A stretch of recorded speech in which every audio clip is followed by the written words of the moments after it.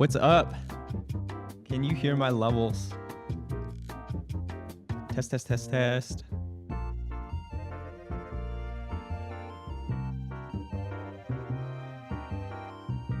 Okay, cool.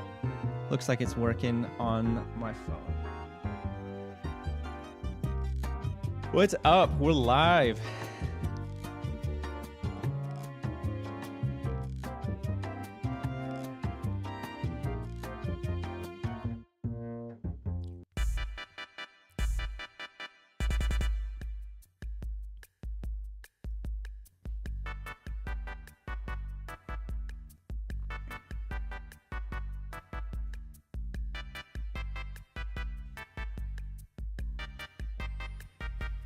Hi, Tia. How's it going?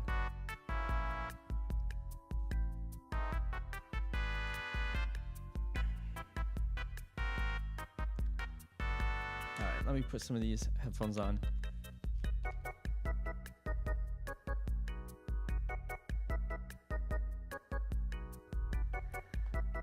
All right.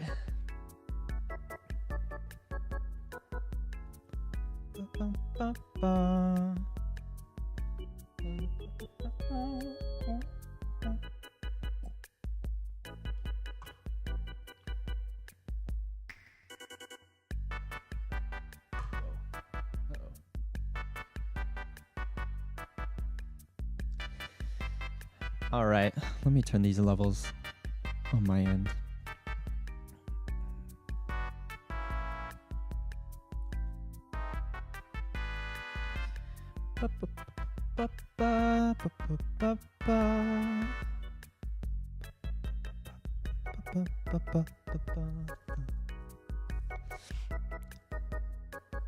All right, thinking about getting started in a minute. Let me just make sure everything's right.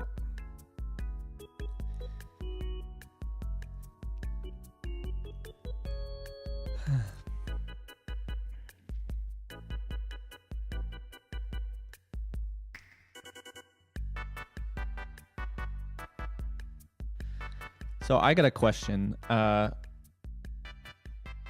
are we doing today? How are we doing? I was thinking about like when I actually stream, and I've been streaming at like noon time PST, and I don't know, is that like a great time? I really have no idea. It's the best time that works for me, but I don't really know.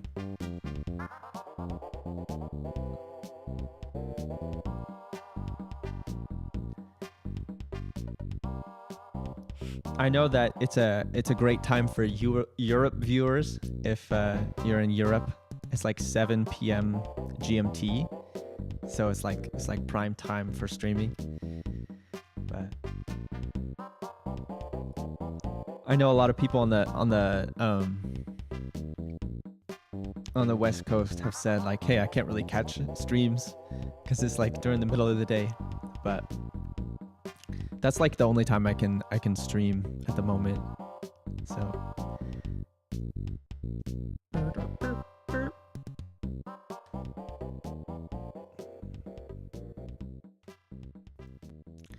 all right, so I was thinking we should go ahead and start. Let me just start recording on OBS.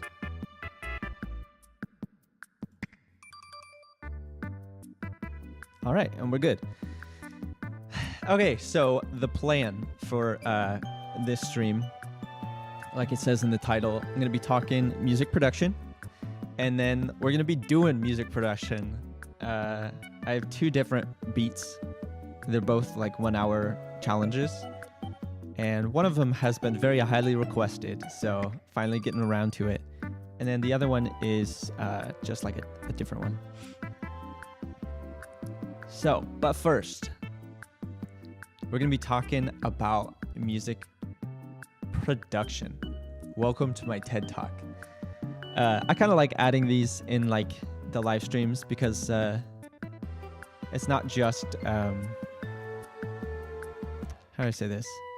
Like getting good at music production isn't just about like making music. It's also about like your mental approach to it. And so that's why I like talking at the beginning. See if I can share something that resonates. Which leads us to the topic today.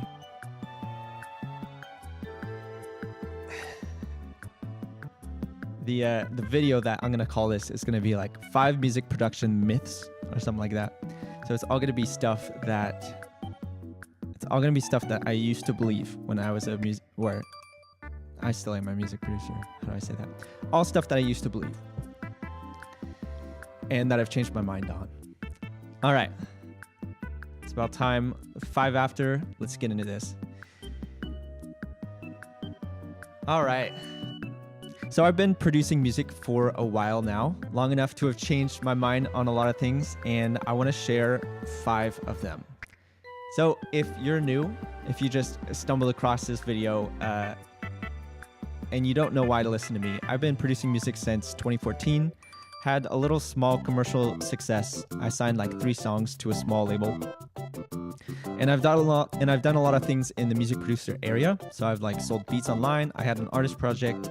I grew this YouTube channel, plus other things in music. Like I went to college for music, interned for like high profile managers in LA. And I also taught music lessons online and more than that. So I'm not saying I had commercial success and this is what you need to do to be like me. I'm saying the stance I'm taking is I've been around for a while, and these are all things that I used to take as fact that I've changed my mind on. These were rules I used to live by that I don't anymore. So I have them sorted by from 1 to 5, ones that I learned early on and ones that I learned more recently. All right, so let's get into it. Myth number 1. I'm talking myth number 1 is chords have to be triads. So once I knew a little bit about music theory, it got hard to break away from the basics. So what I was taught is that a chord needs to be root, 3rd, 5th, and that's how you build a chord. So C chord is always C, E, G. And then I went to build a chord progression, and I would build that same triad on top of every single root. So C, F, A minor, G, I would just move the same chord around. And that doesn't have to be the case. So the way I learned isn't necessarily wrong, but it's just the most basic way of writing it. So there's like simple ways you can change it up, move the top note down an octave or bottom note up an octave. If you want to know more about that, it's called chord voicings, open versus closed voicings. However, don't get too carried away with complex voicings. Complexity in your chords isn't what makes it sound good. Good sounding music is what makes your music sound good. Those aren't necessarily correlated.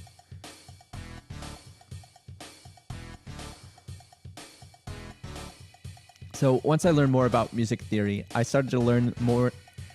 Once I learned more about music theory, I started to lean more into the idea that complexity equals better music mindset, and I would argue that's not really true. It can lead to your music sounding a little less listenable and more for niche audiences. So beware of the overcorrection into complex music that I think beginners are susceptible to. All right, we're moving on. Myth number 2 is I need expensive equipment. This is one that I ran into a few years into music production, not as a beginner. I was obsessed with music production as a beginner, but as a high school kid, I didn't really have the money to buy stuff, so I didn't really run into this at the start. But once I did get a job, once I did have disposable income, I started buying stuff left and right. I think buying things feels like progress, and it felt like I was getting closer to a vague goal of being a music producer. But I want to say the only time that I've actually made real progress with my music is when I put the hours in working on songs and getting better at making them. So my mindset used to be, if I only had this, then I'd be better at making music. So I'll go through a list. If I only had new monitors, new headphones, a guitar, that new vocal plugin, that new mastering plugin, that new effects plugin, a bigger keyboard, a better keyboard, a bigger desk for all my gear, a better microphone, a better audio interface, it's just going down the list. So to be honest, there's very few things that I actually need for music production, and having the rest is like a bonus, but don't think that you need expensive equipment, and don't let that get in the way of you making music. So if you want a short list, here's my short list. If I lost everything and had to start over again, I'd go with a laptop, studio headphones, these ones, any of the three big DAWs, Ableton, FL, or Logic, and then probably Serum. And that's the 4 things. That's it. To be honest, I might go through a minimalist phase where I just only use those and see how it affects my life. All right, myth number 3. Myth number 3, I should make whatever music I feel like making. This is a hot take alert. This is a hot take alert. I don't think you should make whatever music you feel like. Let me take a moment to clarify though. I'm talking about the people who want to be serious about like making music and building an artist project. If this is your hobby, do whatever you like. Make a new genre every single month. But if you're trying to be serious, I think you should spend most of your time sticking to one style that you really like and then getting really good at it. One of the reasons I struggled a few years into producing is I just worked on music like whatever I felt like, and it didn't really have a connecting style. It was all over the board. And after a few months of that, I didn't really have music that I could post under my artist project because I was just working on a bunch of random things at the same time. So you might say, what about staying inspired? This is my rebuttal. What about staying inspired and scratching your musical itch? I think that is a good thing, but I personally did this way more than I should have and ended up spending a big chunk of my time as an artist on music that was only ever going to sit on my hard drive. So even if you get bored, I believe you're going to be rewarded much more for continual work in a single direction. Yeah, staying consistent in a certain style lets you develop a certain sound as an artist. And then if you have a certain sound, people will know what to expect from your music, and it's easier for someone new to stick around and like your music because they know what they're gonna get. There's a Andrew Huang video about this. If you want to listen to it, Andrew Huang just basically say the same thing. He made one in April of this year. Don't do this if you want a successful music career, is what he called. But you can watch that after this. You can watch this after. I'll put like an overlay in the YouTube video with like his title thumbnail. Okay, myth number 4. This is a quickie. This is something I learned a few years into making music as well. Myth number 4, there should always be chords playing. So the more I listened to reference tracks and started picking up on this, the more I realized empty space can be a good thing. I don't always have to have a chord instrument playing at all times. I had a hard time with this one. I came from like a piano background, and that's how I was introduced to music. So it kind of stretched my mind of like, what is music? Could it be music if it's just drums, bass, and a melody? Of course, there's like an implied chord progression if you have those things, but adding a chord layer isn't the law. Yeah, I saw that video. Great one. Yeah, I really liked it. I don't always watch Andrew Huang videos, but it was a very clickable title thumbnail. He got me on that one, and I really liked it. So, all right, wrapping it up. Myth number 5: good music is all I need to be successful.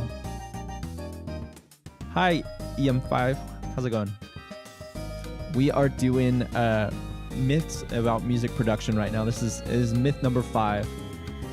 Myth number 5 is good music is all I need to be successful. So this is one that I've actually learned in the last few years. So from my experience, if I want a chance at lasting success in the music industry, I kind of have to be myself on the internet often.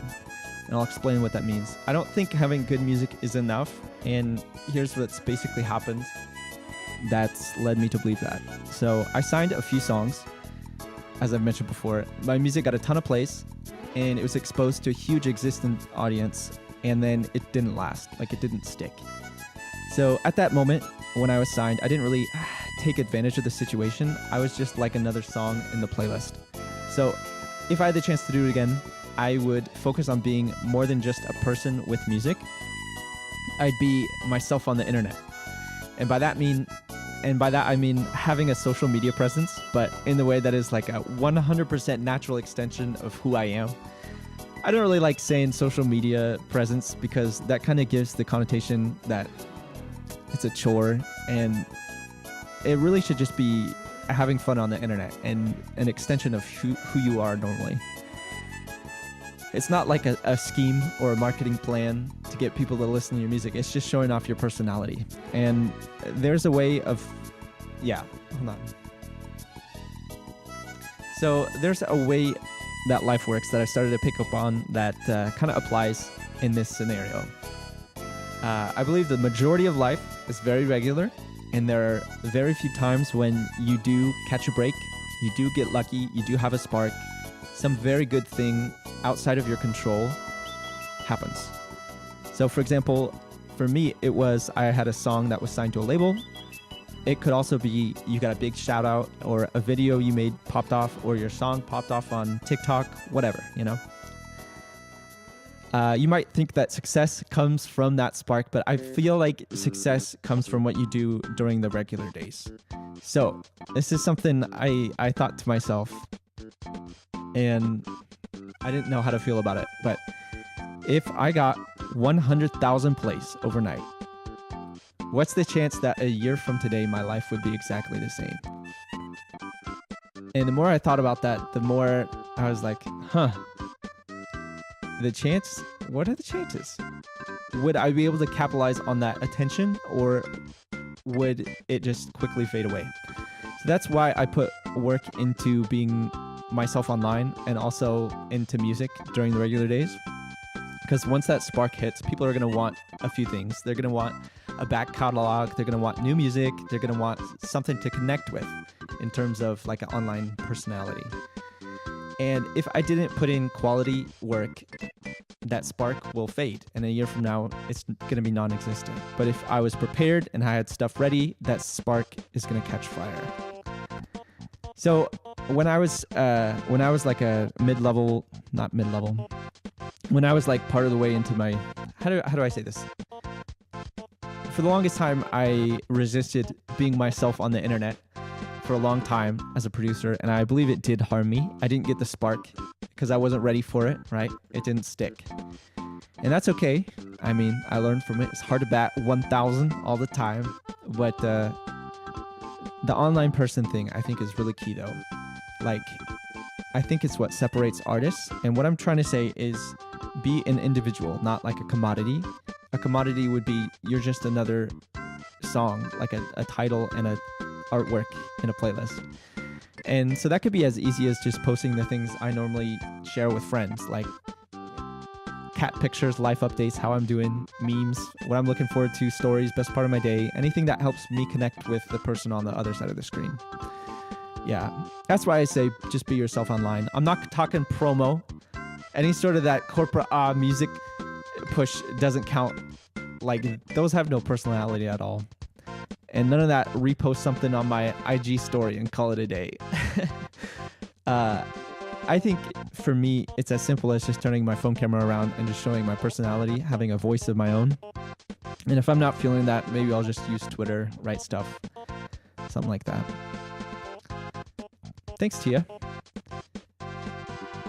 Chivo Audio. You like the background music? Yeah. It's a specific playlist.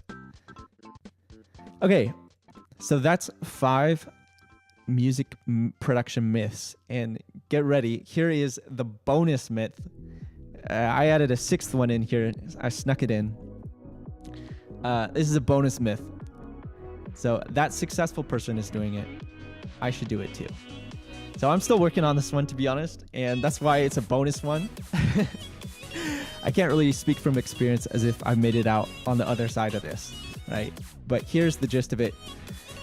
If someone successful in your field is doing a thing, it doesn't necessarily mean that I also need to do that same thing to be successful.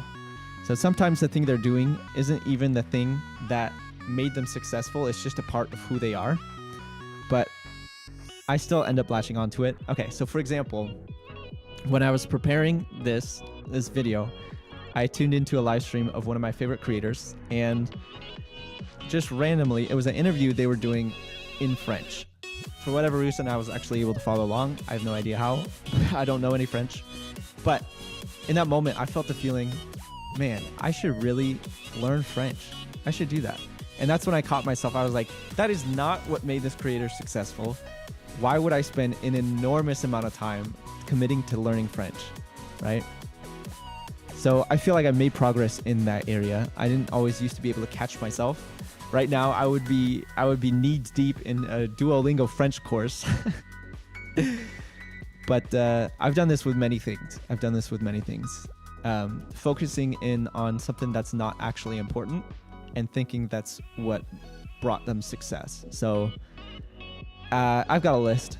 Clothes, it could be gear, it could be morning routines. Oh my gosh. Hobbies, philosophies, even mannerisms, art styles, speech patterns, music taste. Basically, anything tangential to success, I've attempted to copy from someone successful. And what I've landed on is people don't really want a clone of someone that's successful.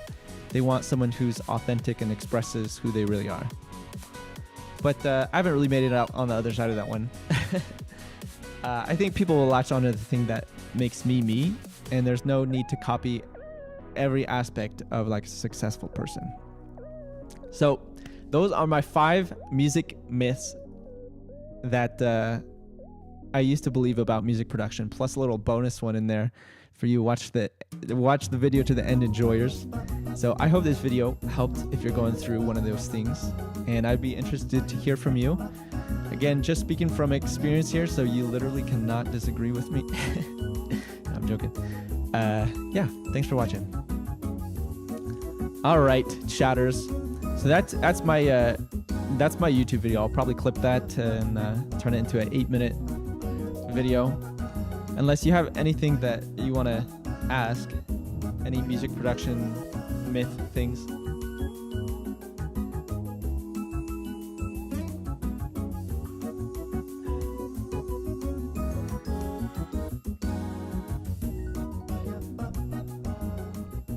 I think the latency on my live stream is I have it set to like the normal YouTube one or whatever, or low latency, but it just takes a while for the comments to show up. Do I think sidechaining is bad, as in like kick to 808? Okay, so for here's my advice for sidechaining. If you're in a EDM focused genre, then I think sidechaining is really important for like effect, but also for mixing. Especially if you just have a synth bass in there. If you're in a more hip-hop genre,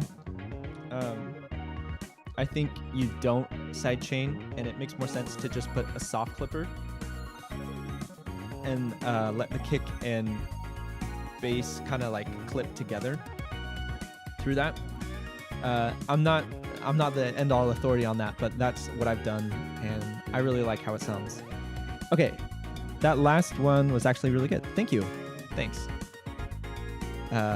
Still struggling on not copying everyone that is successful. Yeah, if you really want to know the creator who was speaking French, that was actually Ludwig, the guy who I did a music competition in. Thanks for the tip. Yeah, of course. All right, so that's gonna be it for this little section. We're gonna get into making beats online. Let me get that set up.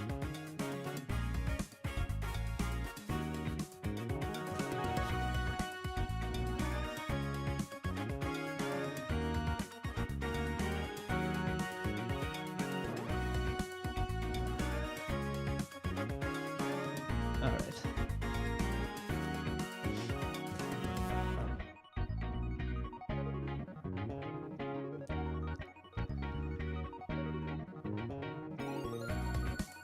I'm just taking a breather. I gotta be mentally prepared for what I'm about to do. Okay.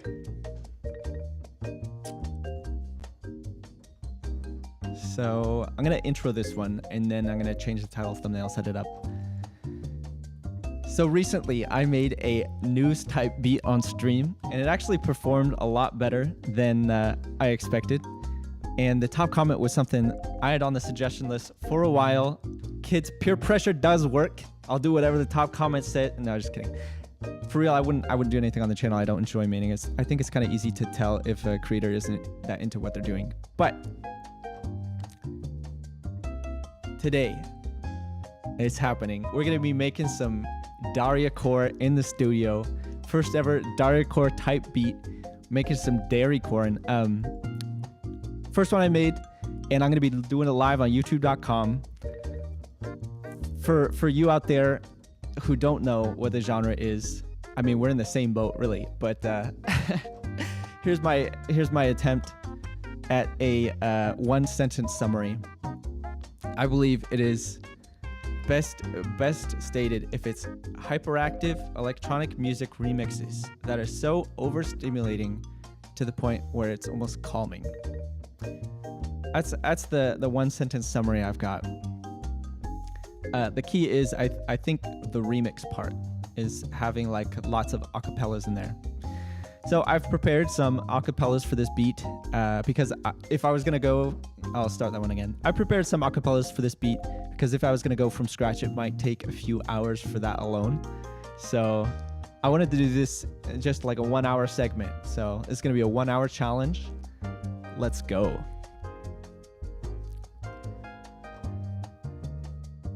Just give me a 1 segundo. I need to pull this thing up.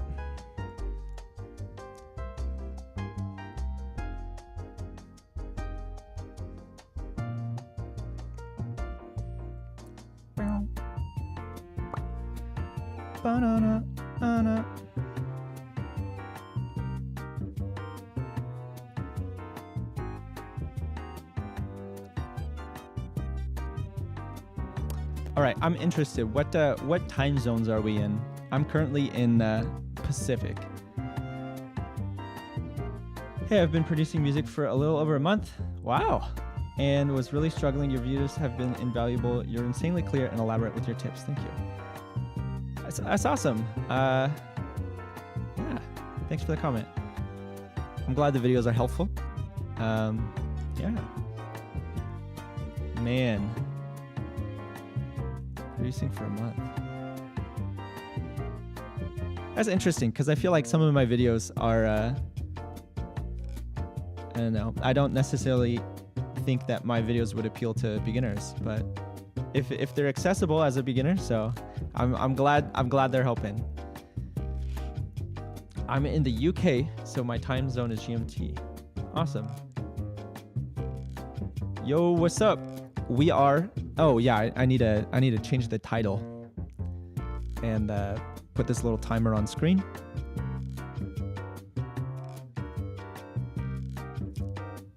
Let me do the title first.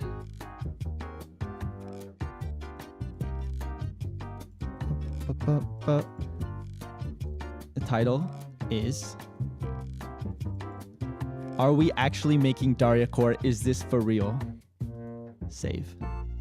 You're Pacific too. That's cool. That's cool. I feel like this might be the best time to stream if I'm trying to like make myself available to the most people. I don't know.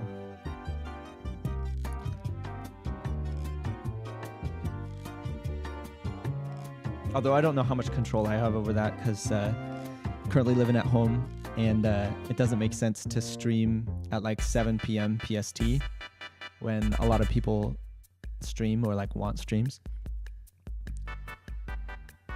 Okay, doing some Daria Core. All I need to do is set up the timer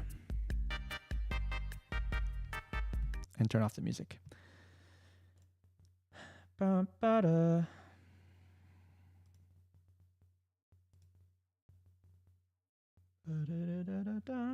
Ba-da-da-da-da-da.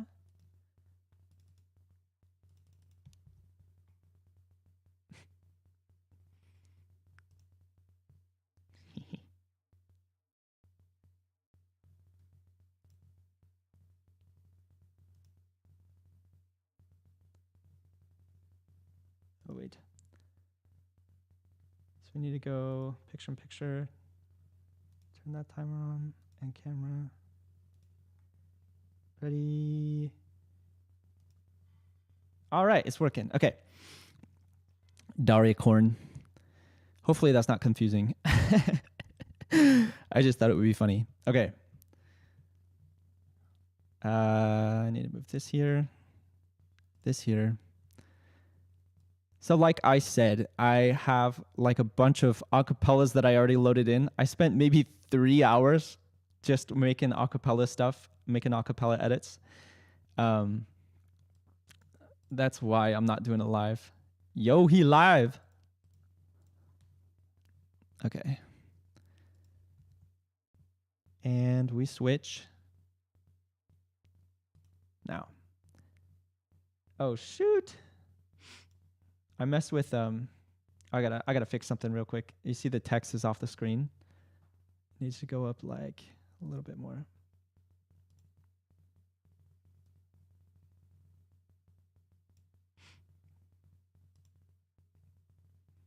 All right, let me I gotta test it myself. Hold on.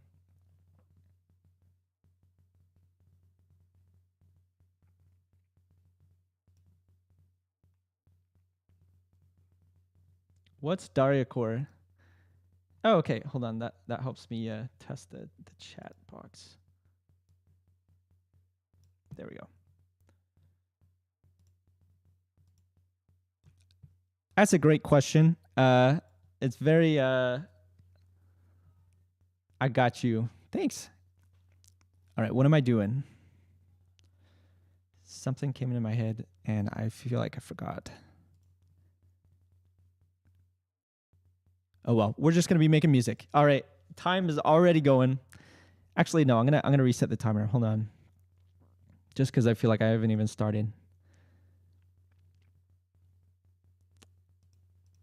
There we go. What's DariaCore? It is like,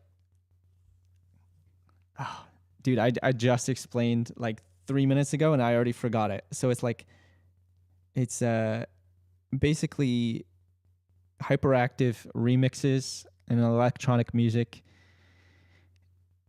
that are like really overstimulating. Okay, so here is the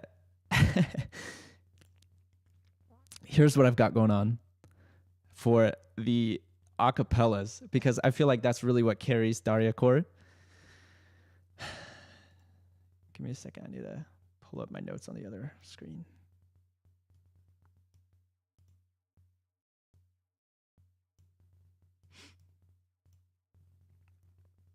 Okay, so for this beat, I'm gonna be really hyper pop, or not hyper pop. Ah, that's stuck in my head. It really, really DariaCore acapellas.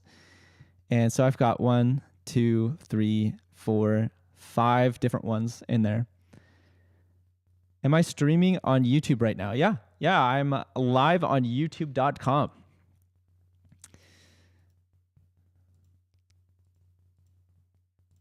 Okay, so just so you have an idea of what this sounds like, I'm not gonna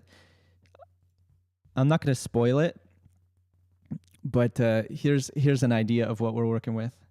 Plus, I need to check the levels on OBS.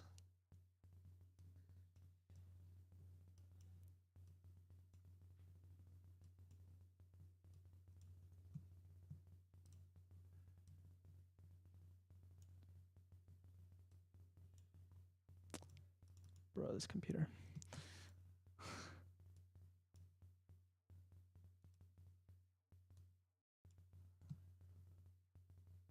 Okay, this is what it looks like. Okay, that's way too loud.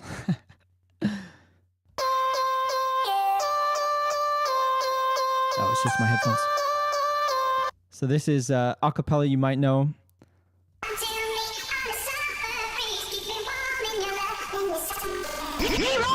So yeah, it's just a bunch of vocals in there.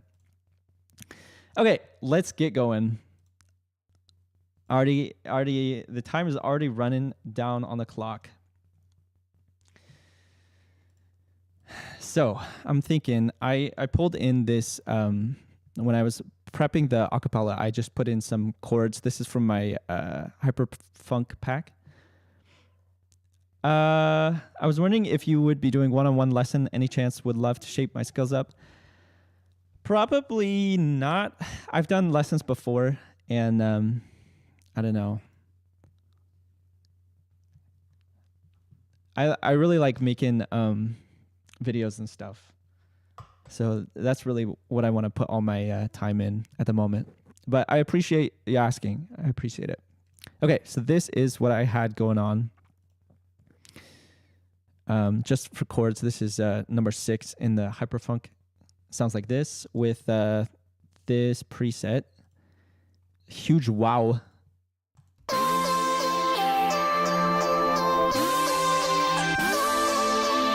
So I think this does need to change. I was thinking more like a pad for the intro.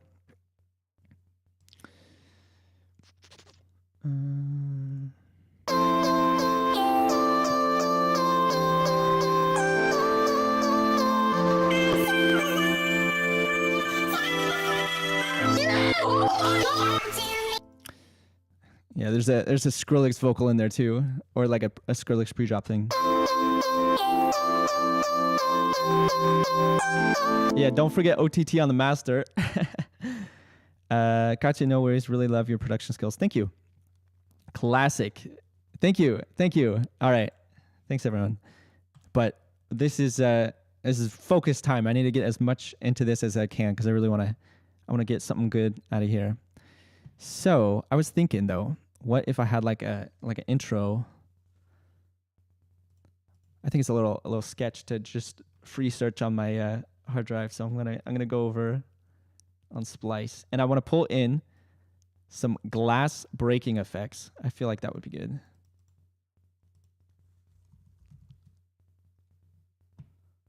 This is fine. This is.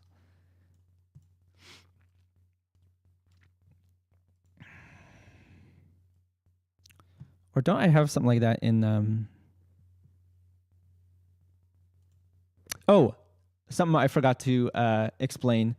In this genre, or in this beat, for example, I'm going to be doing a lot of stuff from this Hyper FX Volume 1. If you haven't gotten it, it is just a bunch of different loops and stuff like that I made on my website, varsitybeats.com. And it's going to be really helpful for making something like this. Let me just go like that.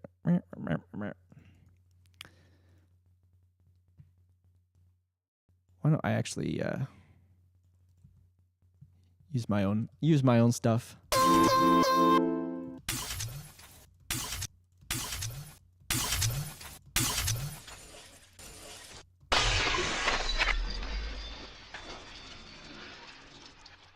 Okay.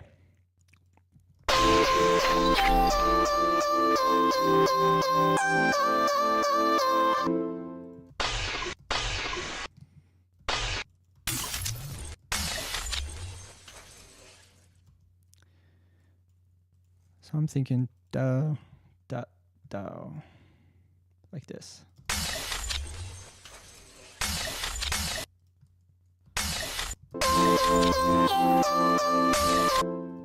Boom, boom, boom.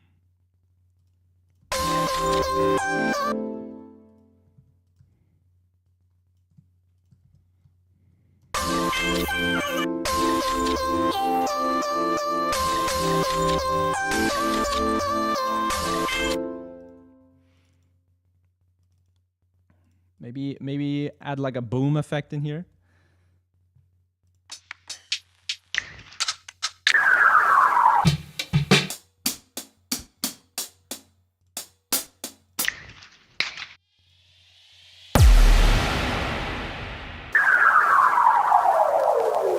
Something like this.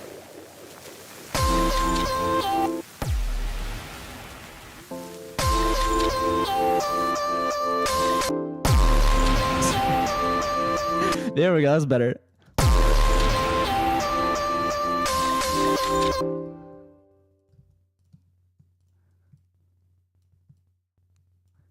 It's gotta be clipping.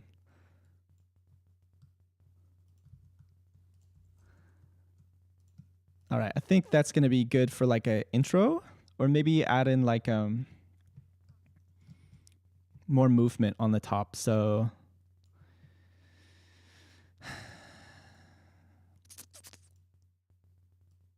like a ARP or something moving around. I can send you my collection of Dart recorded drum kits if you want. I'm fine right now. I'm doing like a 1 hour challenge, so I don't know if I'd have enough time for that. Let's see. Oh, why don't I just do idea? Okay, so the other thing I wanted to use in this, I just got a new sample, or sorry, other thing I wanted to do in this, I got a new plugin. Shout out Weaver Beats for putting me onto this one. It is a new plugin called Infiltrator. He rated a 10 out of 10, so I was like, I gotta at least check this out. And if you're trying to do glitch stuff, I don't know of a better plugin than that. This is not a paid sponsorship. I'm trying to put you onto a really good plugin. Okay. So this is what it looks like. Right, we're just using it on a saw right now. A saw pad. And maybe I do like beat mashing one of these.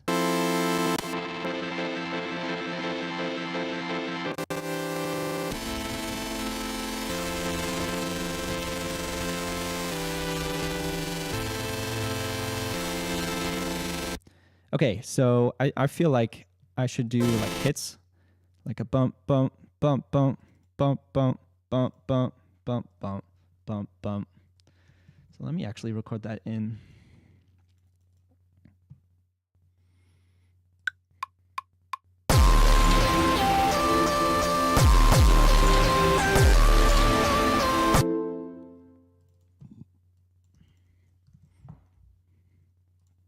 Bump, bump. It's going to be easier if it goes like this. Bump, bump, bump, bump, bump, bump, bump, bump, bump.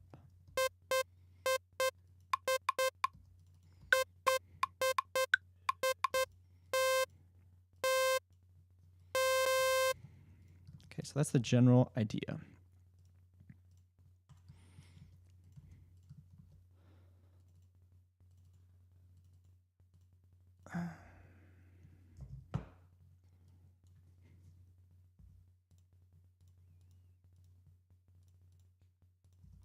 I don't know how this is going to sound, but we're just going to go with it. I'm going to test it out.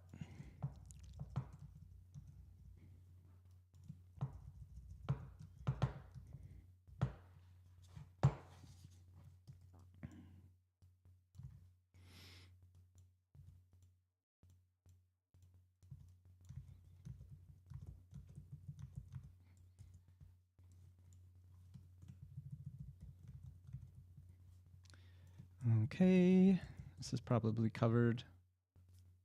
All right. So how does this sound?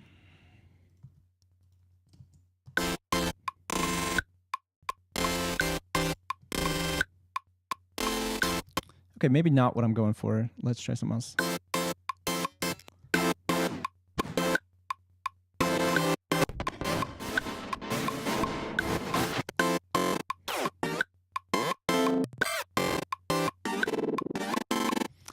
That sounds really cool, except for the fact that it's a little off key.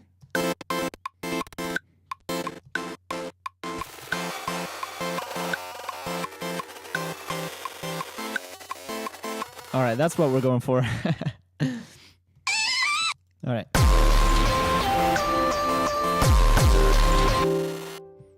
So this stuff might be a little too loud.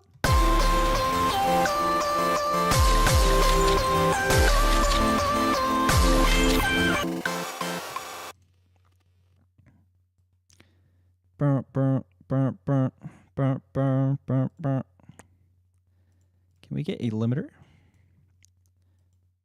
Pump up the jams, turn it up.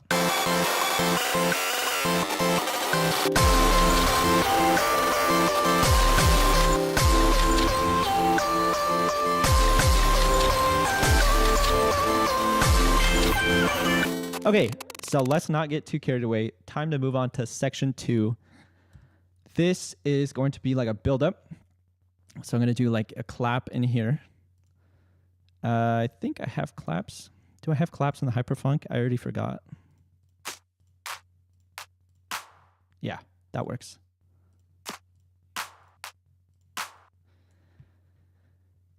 It's so obnoxious and I love it. Yeah.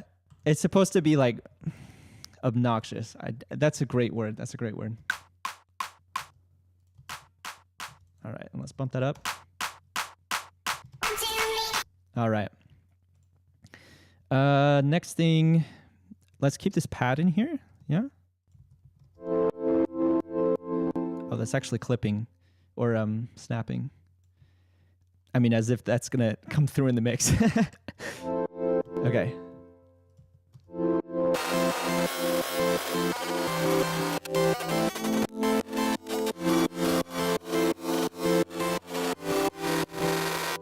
I like it. I like it.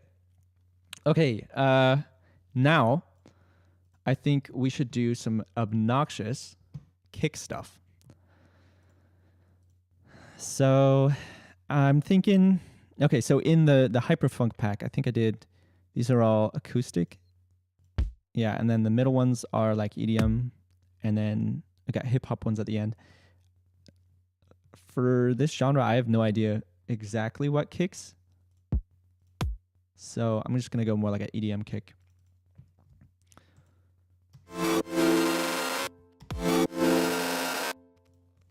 Mm, 12.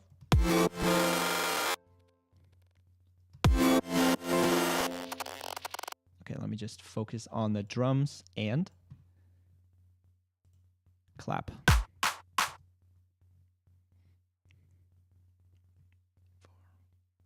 So I'm thinking rolls. Kick rolls. Like this. Bump, bump, bump. Right? And then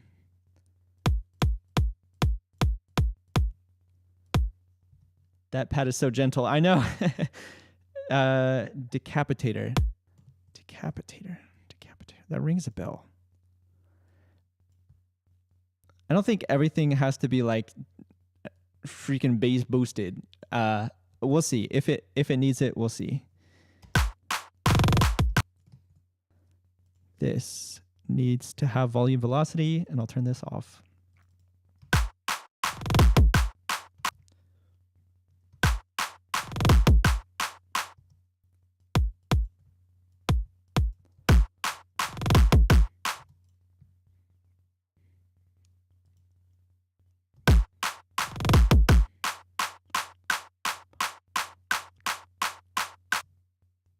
Okay. It came to me. All right, so it needs to go like this. Boom, boom.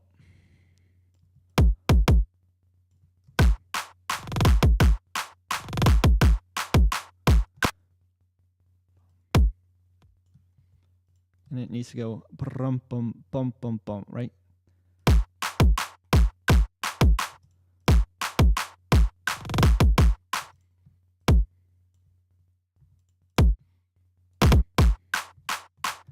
Okay, and I think that's good enough for a loop. Okay. Sound Toys. Oh yeah. No, I don't actually have any of the Sound Toys plugins. I don't know. Is that one free or is it paid? Probably paid.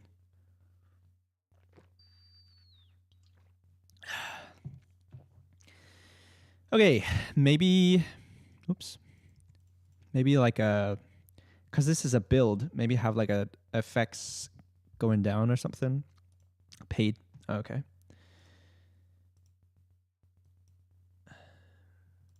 No, I don't have it.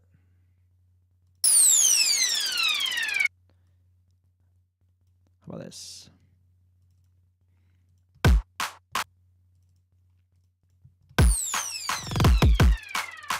Okay, that's gonna be good. Okay. How about a new instrument in there too?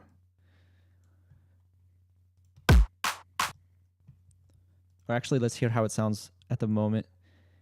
Probably seen in your videos. Yeah, stay hydrated, exactly. Well, I mean, I'm talking most of the time. I'm trying to fill the dead air with like just me explaining stuff, and that's a lot. That's a lot on your voice. Okay, so idea. Oh, I already had it pulled up. I was trying out some stuff. This is also in the Hyperfunk pack. I already had that pulled up when I was working on the acapella, but maybe have like a melody in here. So let's hear what it sounds like at the moment.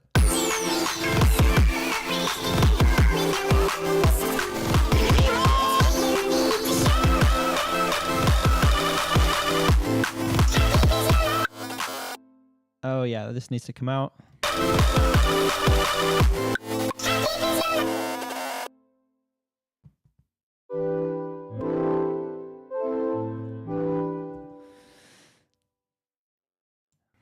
I have Decapitator and don't use it that much. Kind of interested in Thermal by Output if it goes on sale for Black Friday.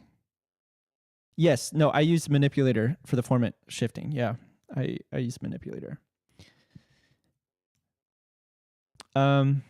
Yeah, is Decapitator's, if I was going to get like a specific, what's it called? Like a distortion plugin, the one that I have my eye on, and I mean, I'm not going to get it, but the one I have my eye on is Trash by iZotope. Okay.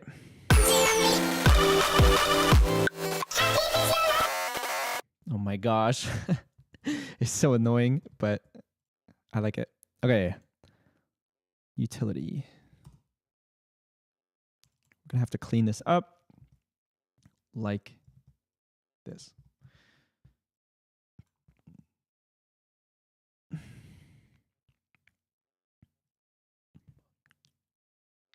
So this, I arranged it in C major already.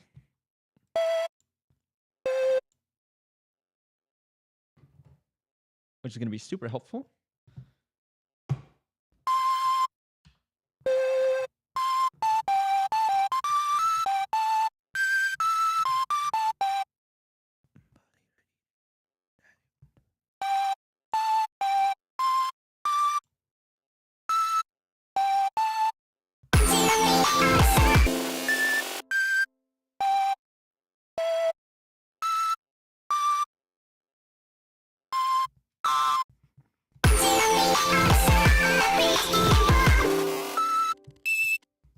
Okay, just doing random stuff, really.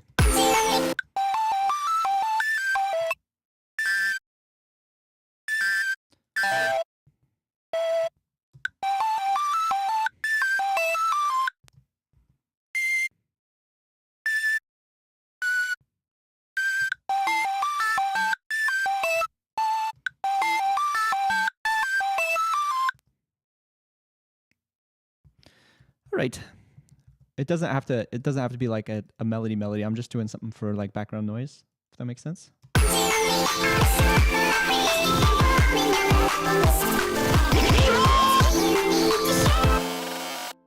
my gosh. This is so this one right here is so much.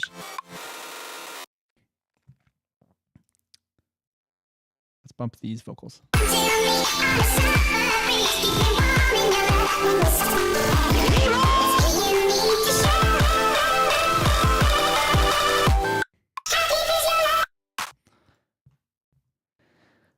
All right. So the only thing that really could help push it into the Daria chord territory even more is the pack that I was talking about. I'm not saying this is the pack, this is the only solution, but I did spend a lot of time on this pack over the summer, making lots of zap sounds if you want zap sounds. Let's see if I can find one.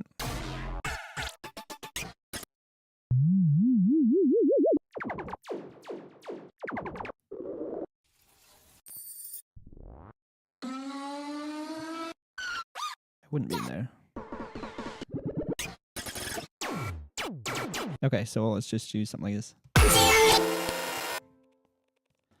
And then I'm thinking like a what's it called? Like a Jersey buildup, if that's what it's called. I don't know. It's like a bop bop bop bop bop idea. Okay, so that's a cool part.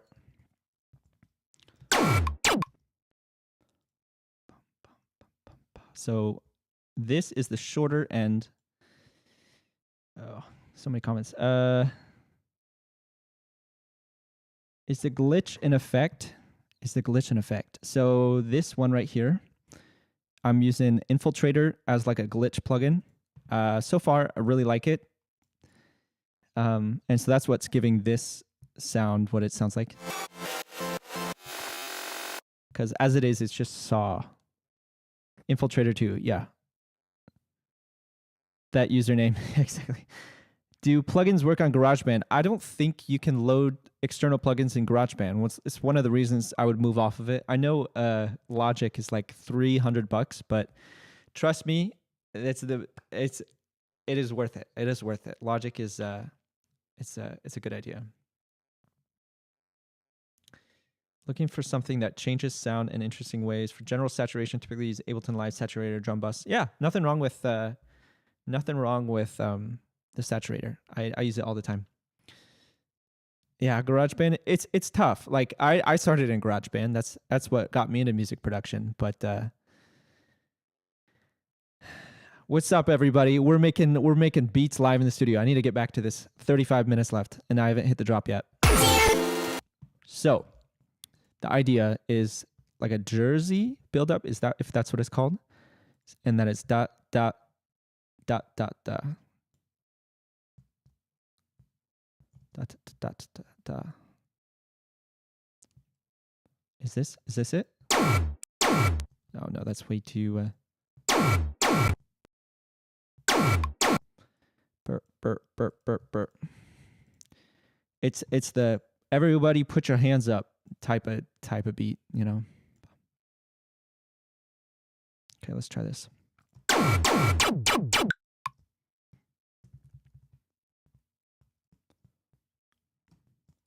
So bump bump bump bump bump bump bump bump bump bump bump bump. Okay, so I'm thinking about putting this effect in here. Spice it up a little bit. Break it up.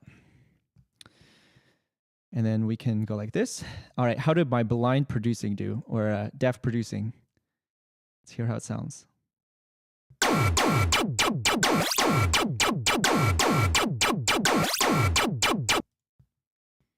then maybe do like a roll.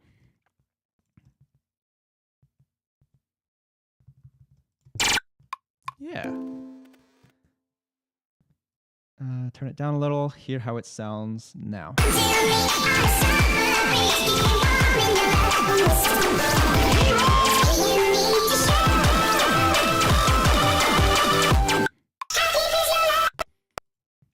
Okay, right before the drop, I just want to add something crazy.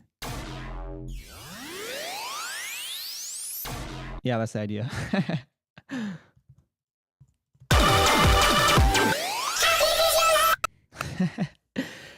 All right, so that's the whole idea behind the pack. This is gonna be maybe the last time I shill for it, but you saw how quickly I made that, and that's why I did it. I wanted something that I could add these sort of effects to my music super quick. All right. Yeah, maybe don't type that stuff in chat. Okay. All right. Okay, I think it's time to keep going. So this is going to be a third section. And my idea, have a bass in there. Who'd have thought? So I'm just gonna. Is that it? Oh no, that's the wrong one.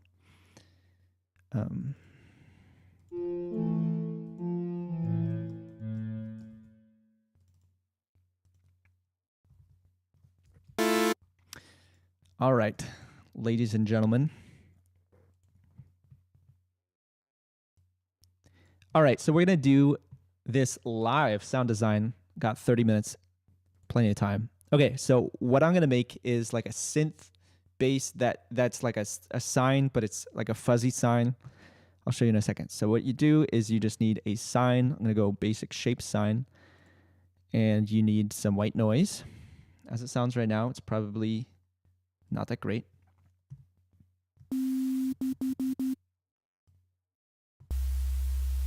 Okay, so what you need to do is you need to run that through maybe like a compressor, or in this case, I'm going to do a distortion and just a soft clip.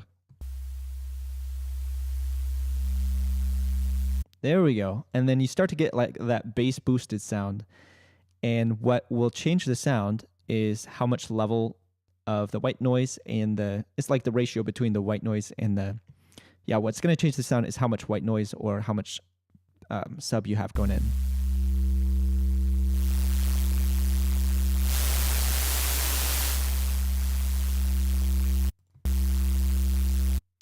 And if you need more gain going in, you can turn on this gain right here.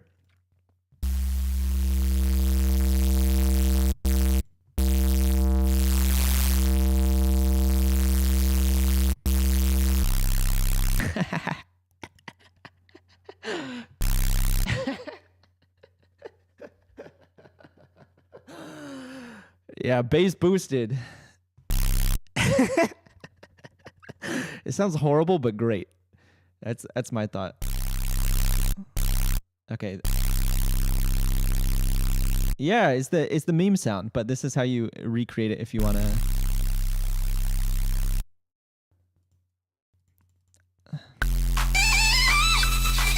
Oh yeah, you want to hear the acapella for this section?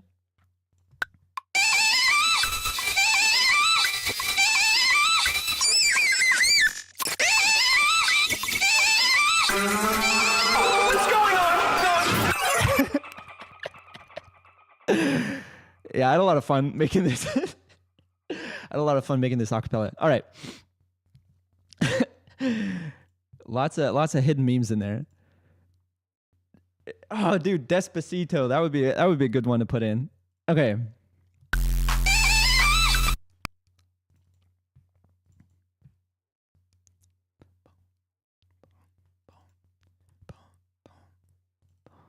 Okay, so I'm thinking like a bunt, bunt, bunt, bunt, bunt, bunt, bunt, bunt, bunt, bunt, bunt, bunt. I'm starting with a drum groove here. Bunt, bunt, bunt, bunt.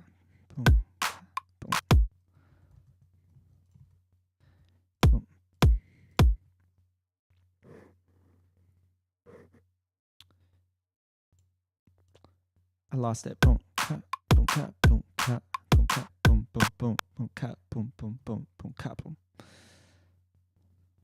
Or no, let's just keep going. I don't have time to think about this.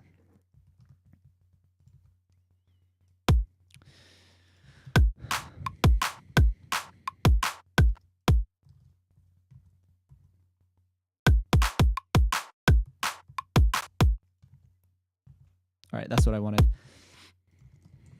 Okay. Maybe pulling something from Splice here.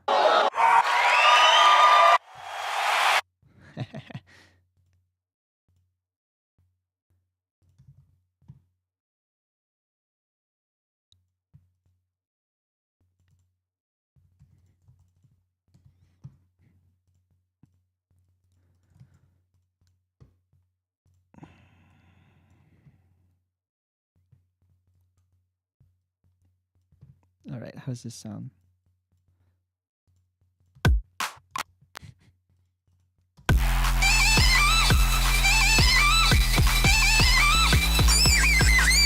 Oh, yeah. So this bass needs to glue with the kick. Easiest way of doing that, I think,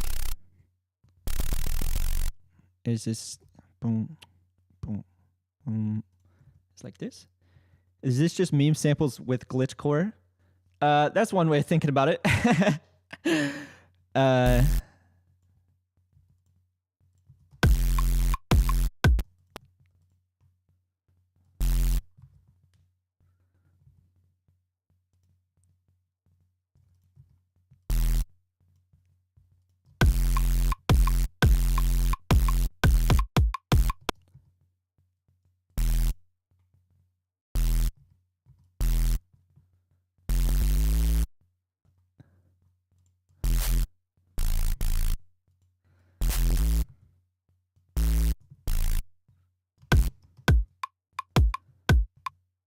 Okay, so that is getting somewhere.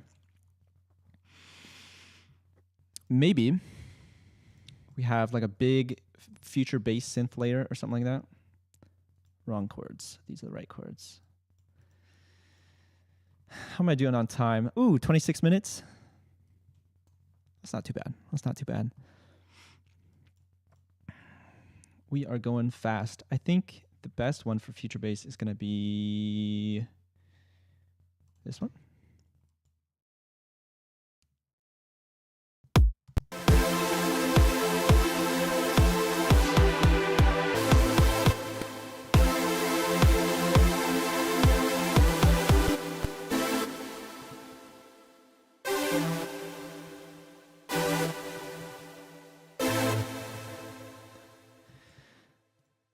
All right. And then the idea is maybe throw on like, do something like this. Something I normally don't. Well, no, I'm not going to say that. I don't always do a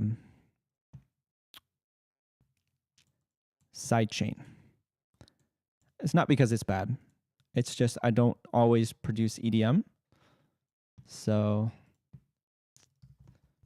today we kind of are. Side chair. Okay, so this is going to be side chained. I have a preset. Good side chain. Take input from the side chair.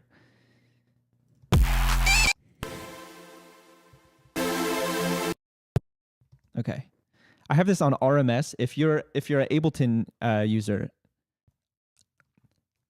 RMS side chaining, for some reason it doesn't click like the normal peaked one does sometimes. Do I use LES, Live Enhancement Suite? Yes, I do. Yeah. It stopped completely working for a while, and like I used to be able to click like this, go Serum, and then it would immediately work. But now it will just open up the Finder for Serum. But that still works. It gets me there. All right, side chaining.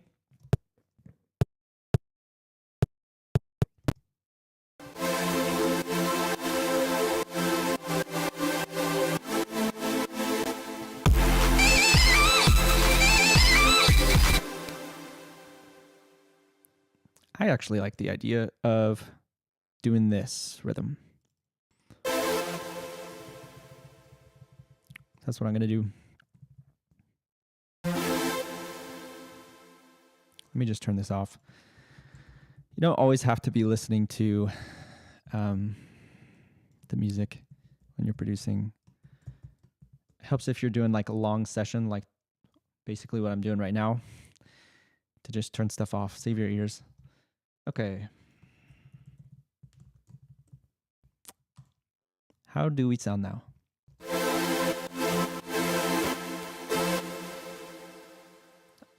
I want it even shorter. Bow, bow, bow. What am I doing?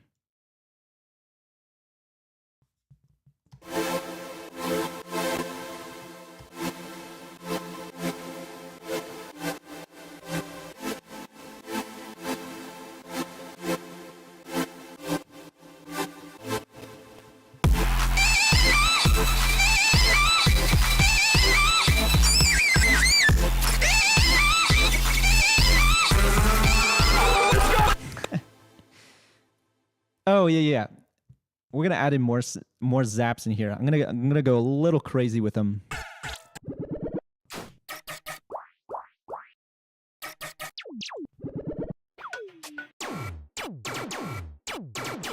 Did I use that other one? Stun? Yeah, I already used stun.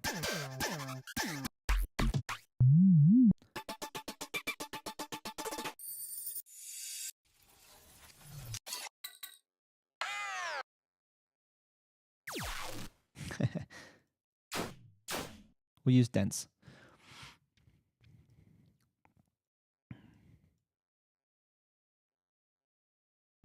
Do I just do this thing? Huh? Just loop it?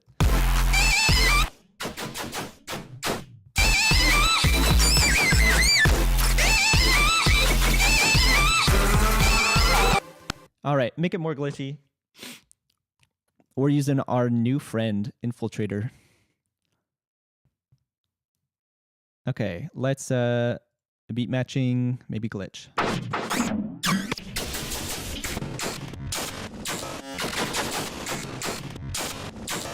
That works with me, really.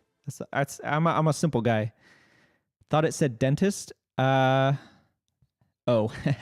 dents. I do think I have one I called dentist because it sounded like you're getting dental work. Dentist. Yeah, this one. Let me know. Does it sound like it?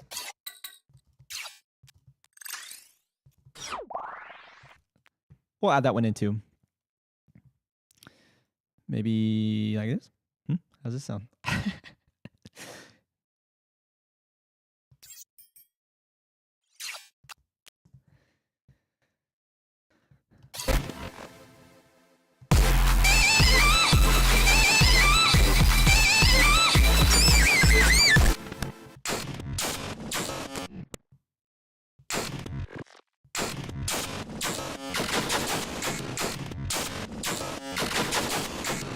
Okay, so my issue is it's too much. It's too much, right? And so I just want to carve it out a little.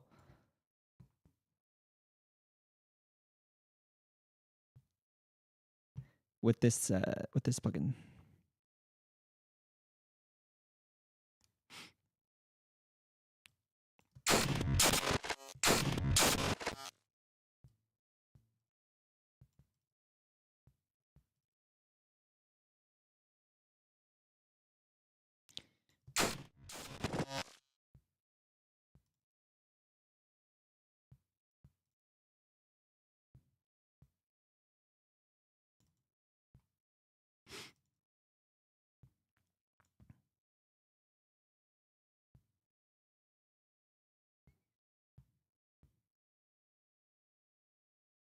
And then like this.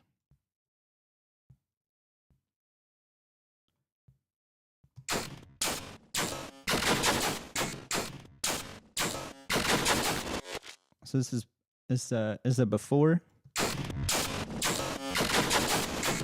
and after. A little bit more clean.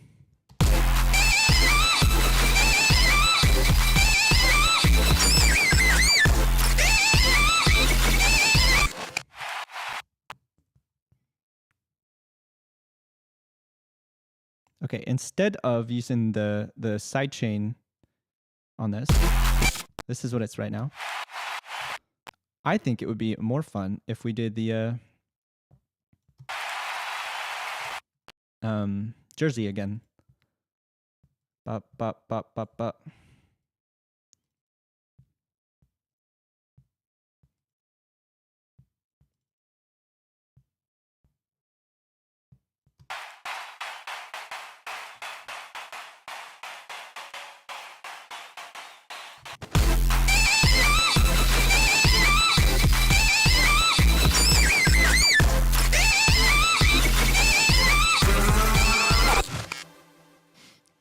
That is so loud.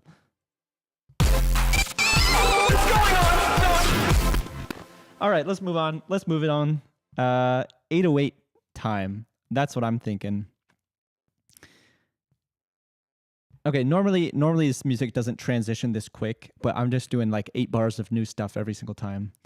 Okay, so we have this bass, but I think it's time to bring in a new bass. So 808s. I'm gonna search something on Splice. Maybe we can bring one in.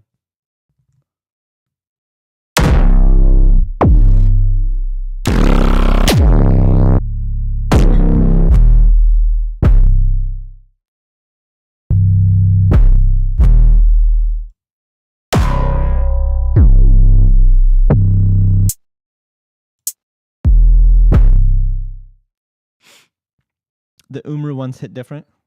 Did you know I was searching through Umru samples? Can you hear those? No, I was thinking about bringing in more of like a hip hop one. So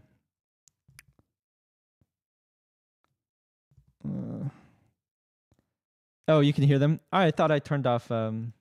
Interesting. I thought I turned this off. Huh.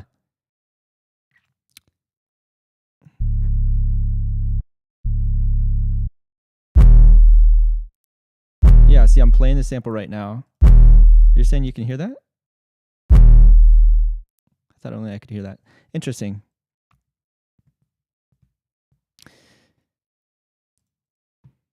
Just because it... Interesting, you can hear that. Huh.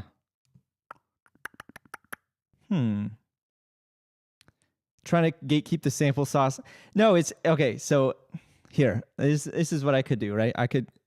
Oh, wait. Oh, I have Ableton in full screen. I just think that like scrolling through samples is like kind of obnoxious. And I like, and then like bringing it out. Forget it. Okay, so let's make sure this is in tune. The first note is F. So let's go F. It's not in tune. I believe it said E. Splice samples. Okay, so I have this in E. Should be an E. Should be an E. But it's not.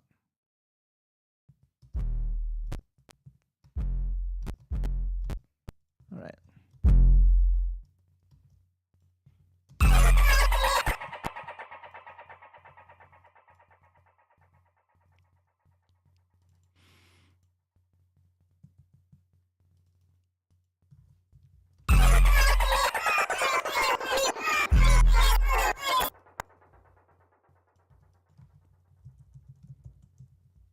How does this sound?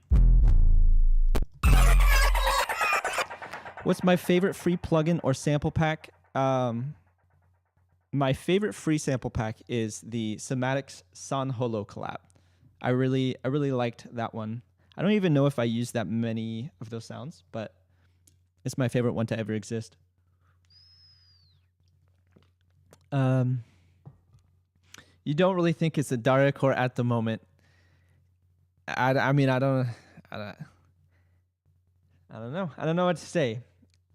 It's like my vision of Dariacore, Dolphin Core, exactly. That's what we're actually making. We're making some Dariacore in the studio.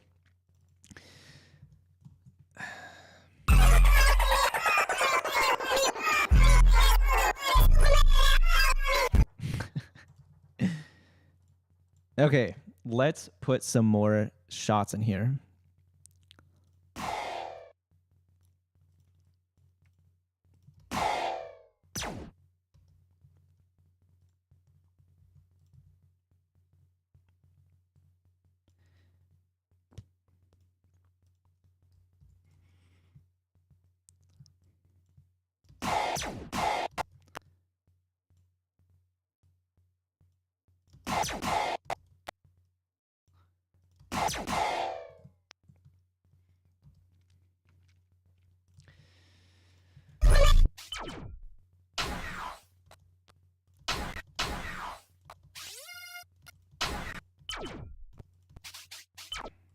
So at the sake of sounding really annoying, what if I just did this?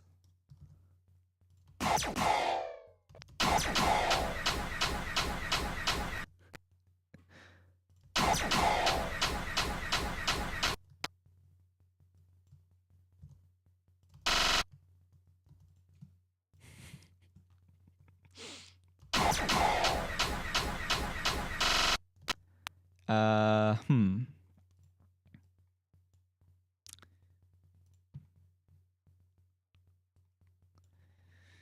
12 minutes. Okay, so this is the last section I was thinking, so it's actually not that bad.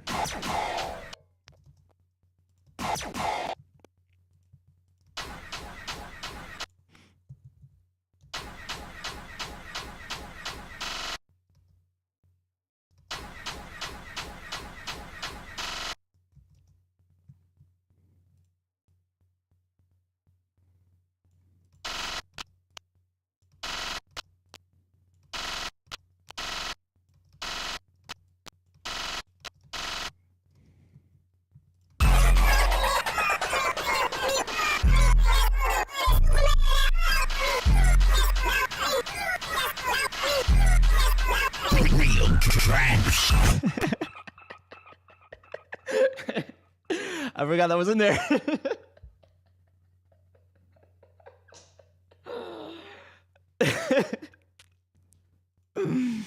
Okay, more stuff.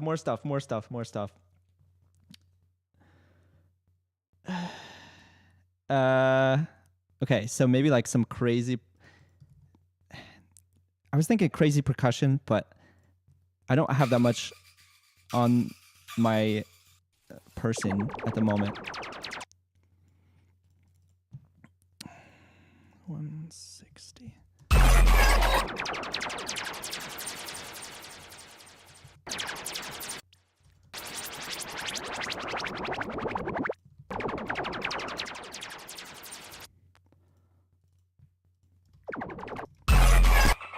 Oh, what I could do,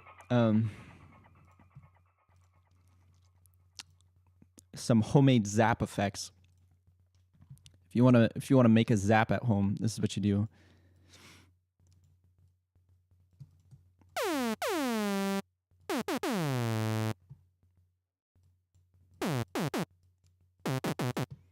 Let's go like this.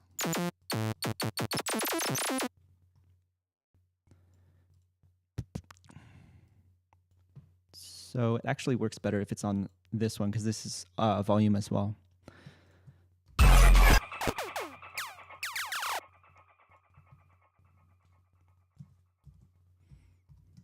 And then maybe we could follow the rhythm.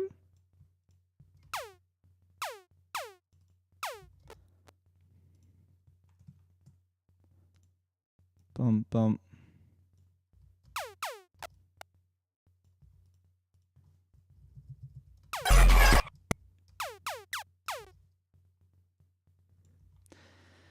Did you learn sound design from just experience trial and error? Yes, kind of. I think the best thing that helped me with sound design is downloading Serum presets and just learning everything about the one synth that I use, which is Serum. And then from there, a lot of that translates to external plugins and stuff like that. Oh, sorry, I haven't read other chat messages. This beat doth slappeth. Thank you.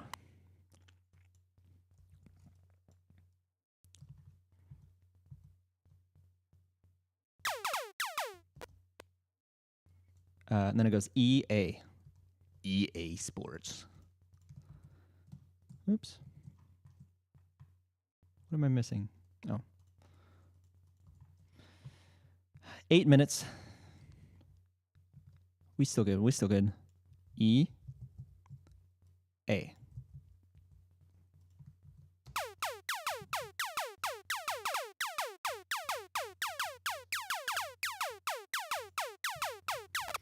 So I could do that. I also have another thing in a different pack. It might be a little bit better.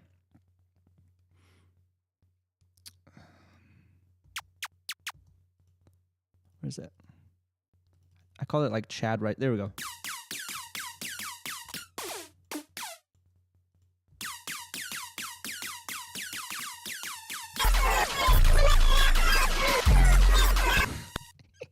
It's so off key. Why is it off key?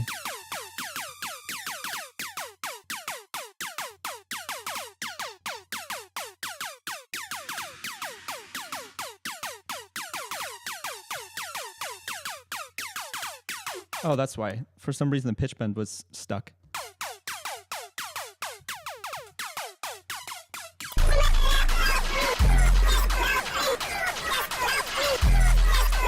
Real trance.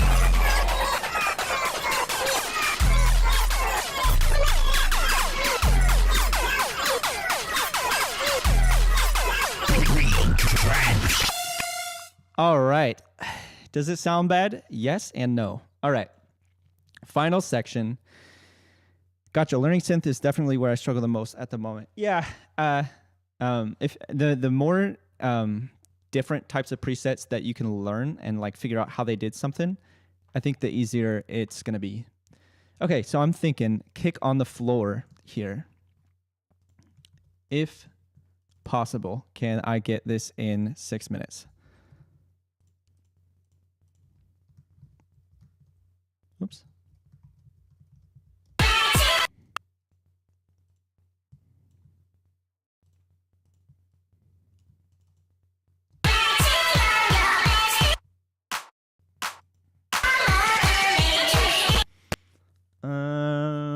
Huh.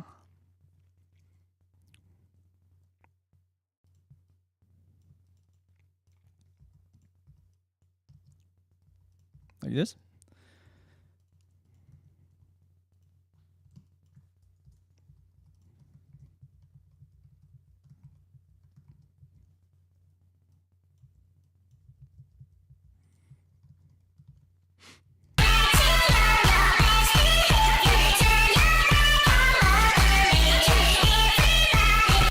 Oh, sorry, missed your message. I've just deleted my whole project folder of 10 people cipher. You don't have like a backup, or can you check your like a time machine or like a trash? I don't know. That really sucks.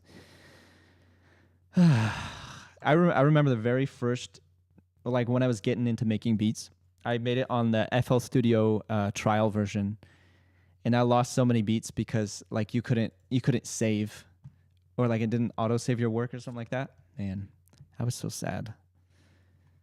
I was like, I just lost my best beat I ever made, and I had been producing music for like 2 or 3 months. Okay, so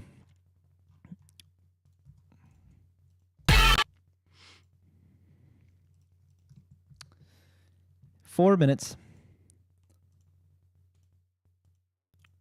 remaining.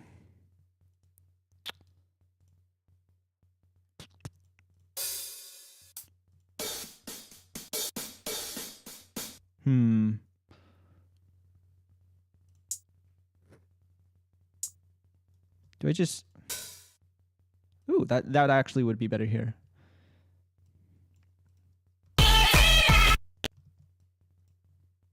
Let's focus on the drums.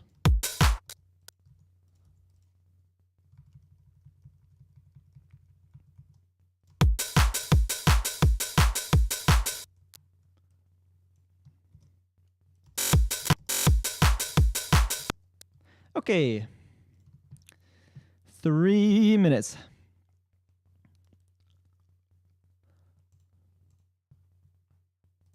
It needs more zap sounds.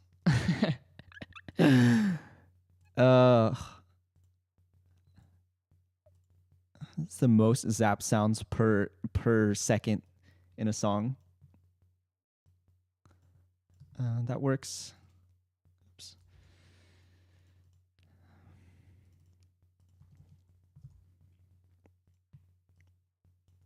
Let's go like this.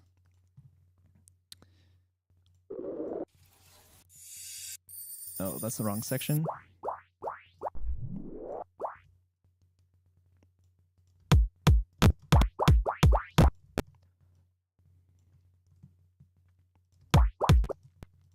Bop, bop, bop, bop. Oh wait, no, this isn't Jersey. This is 4 on the floor.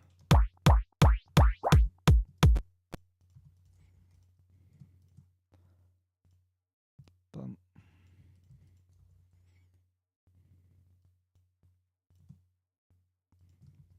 How's this for a rhythm?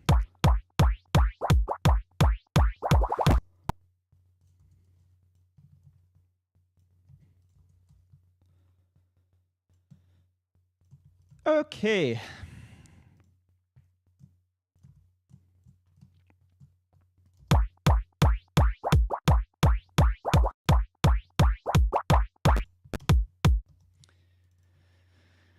Missing anything?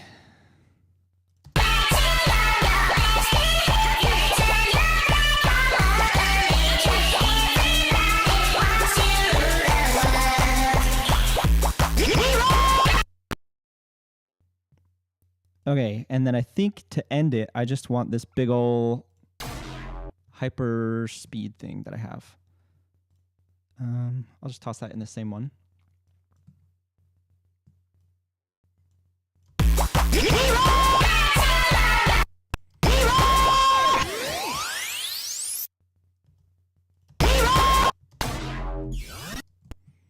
and it's currently 140. So I put it in F. So let's go down 1, 2, 3, 4, 5 to C.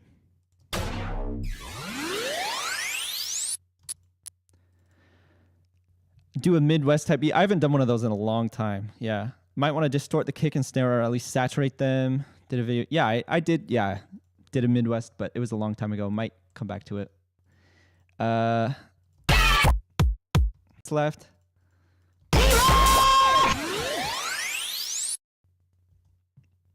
Maybe just have like a delay on this one at the end. And then I'll be good. All right, time's up though. Let me just go like automate this though. Show automation.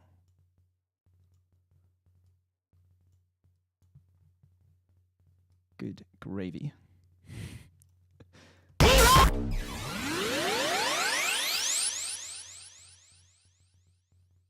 Okay, all right.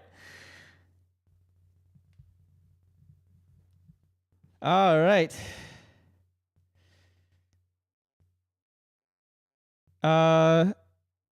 That's not good to ask such, but I've just ended my little Daria Core project. Can you check it out? It's actually a flip of a flip. I don't really check music out on stream. I feel like it's cool for like 1 or 2 people, but for the rest of the people watching, I don't know how enjoyable it is. And I don't have anything set up to like watch that. Like, I think I even have links disabled. We tried that last stream. If enough people ask for it, I'll do like a music review stream. I'll do something like that. Yeah. Like just send in your demos. All right. So 1 hour, we're done. This is what the flip sounds like.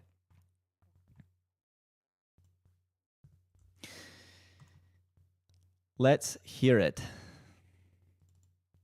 Hello, YouTube, as Bishu says.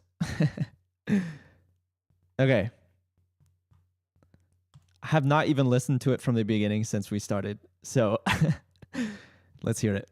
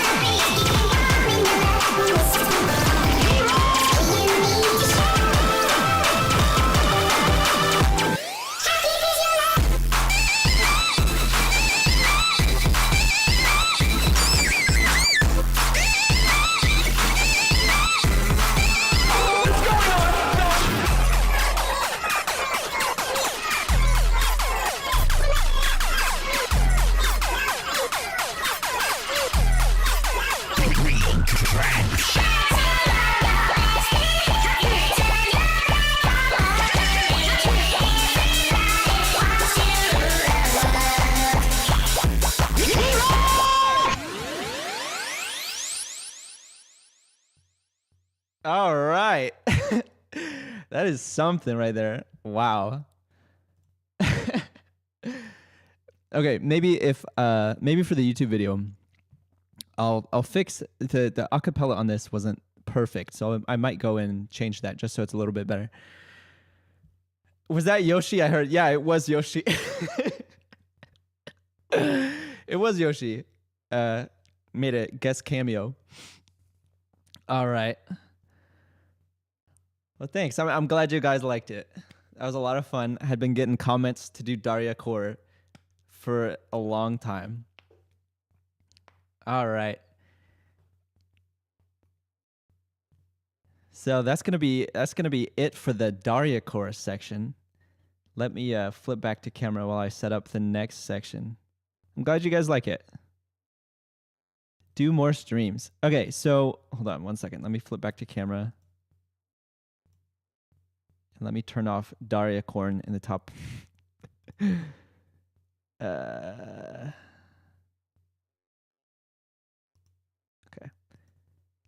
So I actually that's a good point. So I do think streams are a good idea. And I've been trying to do a stream a week. At least one. No, not at least. Just one stream a week, right?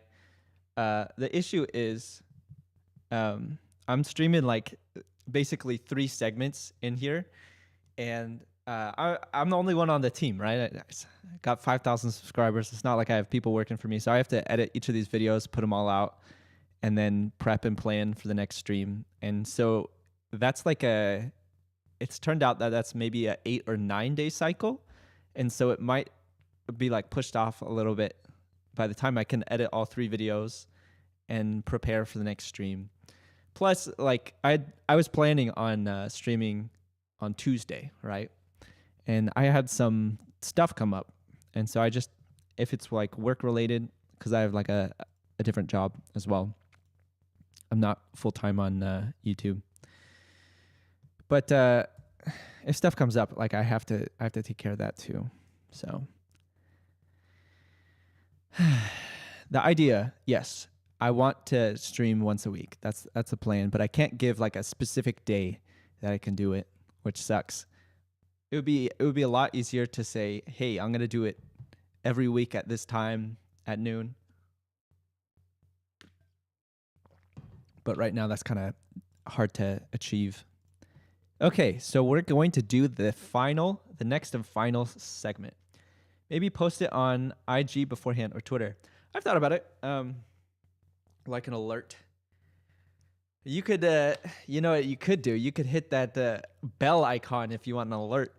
I've literally never plugged the bell, but if you want an icon or if you want a notification when I go live, you can hit that one. I don't know if there's a way to do just alert me for live streams. I don't know that for sure. Build up, boss.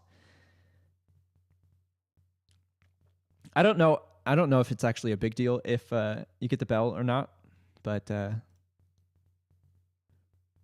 don't know. I'm not a super big YouTube brain person. I just, at a certain point, like it's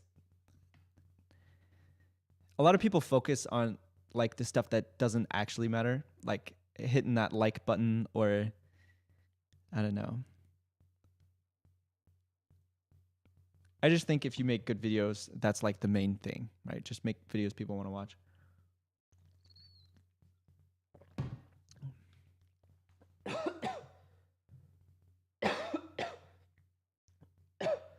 Not just from you, but also other YouTubers. Not sure what that means.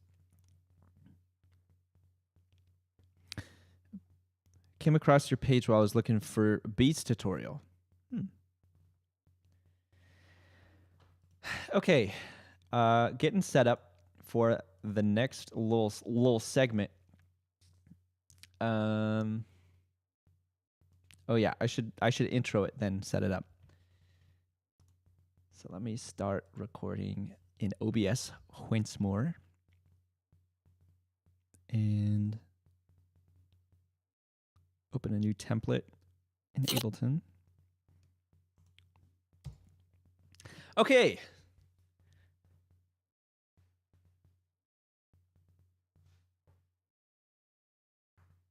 So you pronounced your name Zachary, Zachary or Zachary? Thanks. Thanks for the kind words. Thanks. I'm glad you like the videos. All right. Section 3 is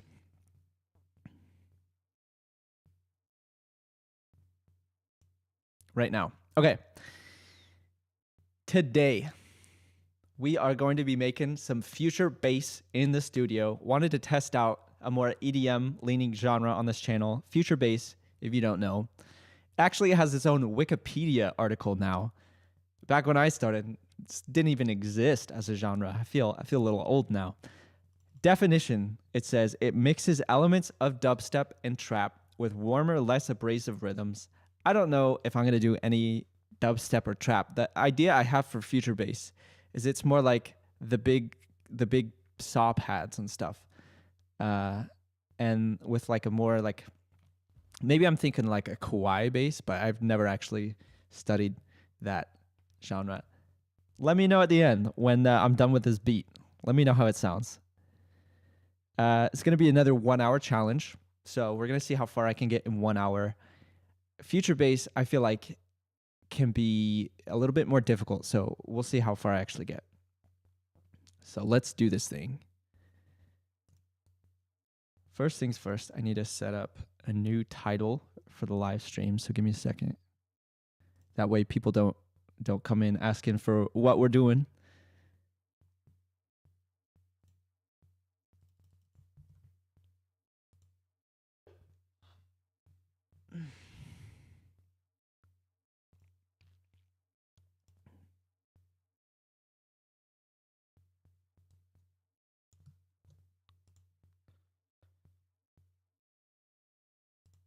Studio mode.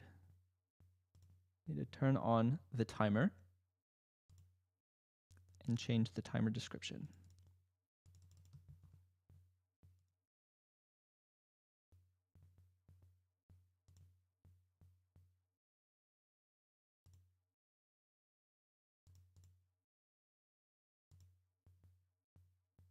Cool. Random, but do you know Dollywood? The name is familiar? The name rings a bell.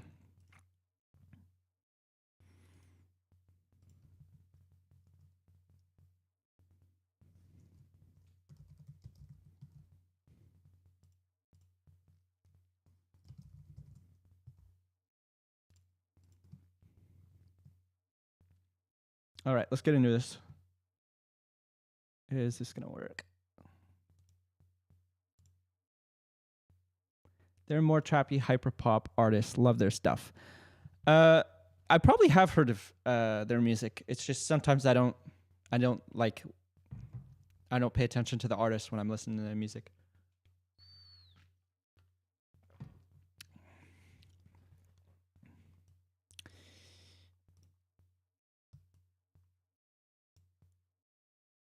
All right, so I think a great place to start with this type of music is the chords.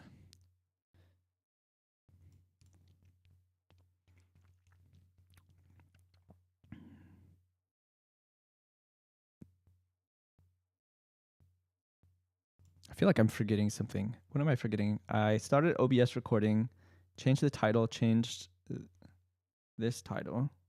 I think that's good. This is only my third live stream ever, so I feel like there's gonna be one time where I completely forget to like even press like start stream sometimes. Okay, so I should get a move on.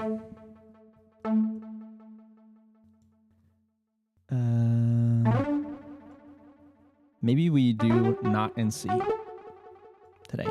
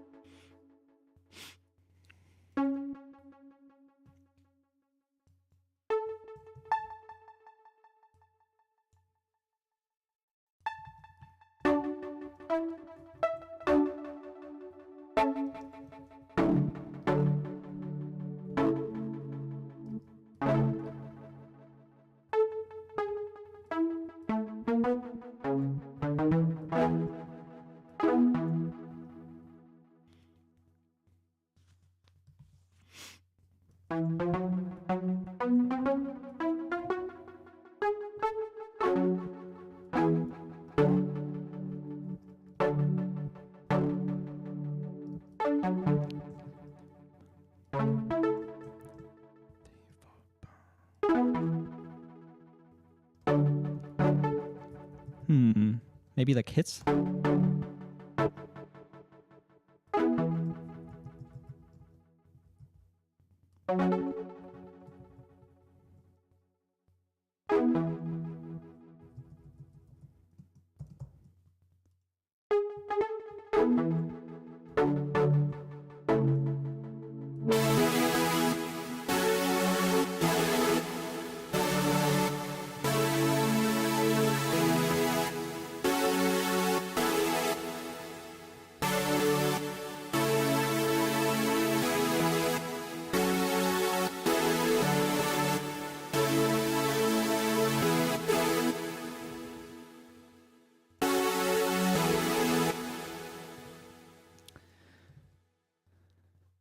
Okay, let's get like a melody in here. I have an idea for une melody.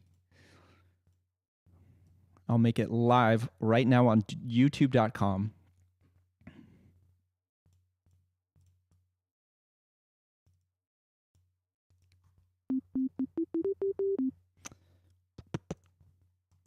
So I'm trying to make something plucky.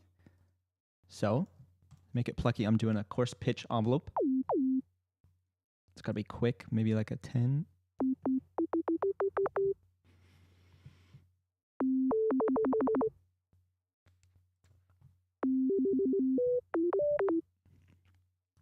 Want something cute. And then something like this. Okay.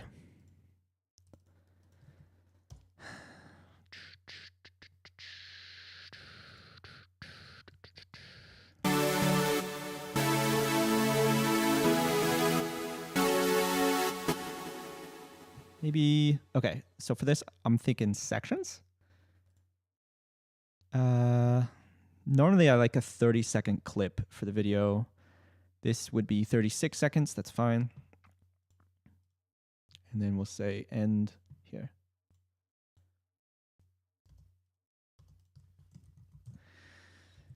How are we doing on time? 54, plenty of time.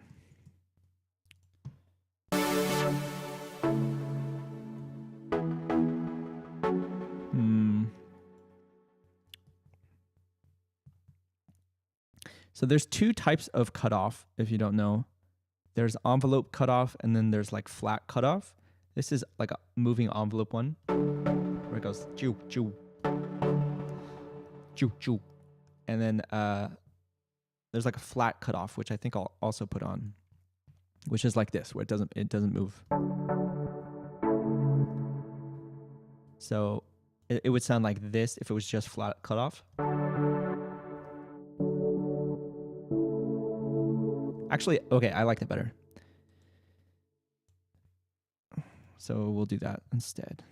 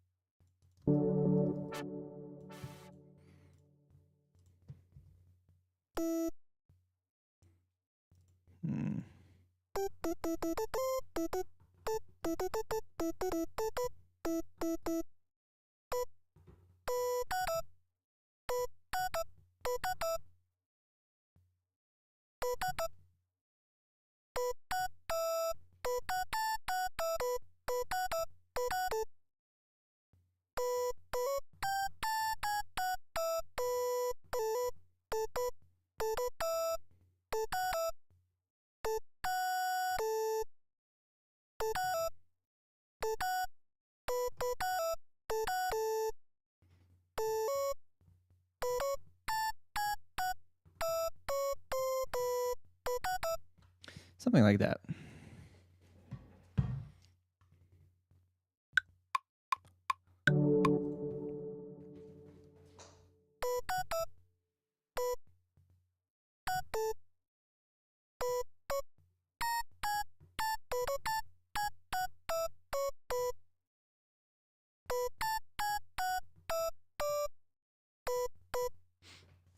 Let's just get going.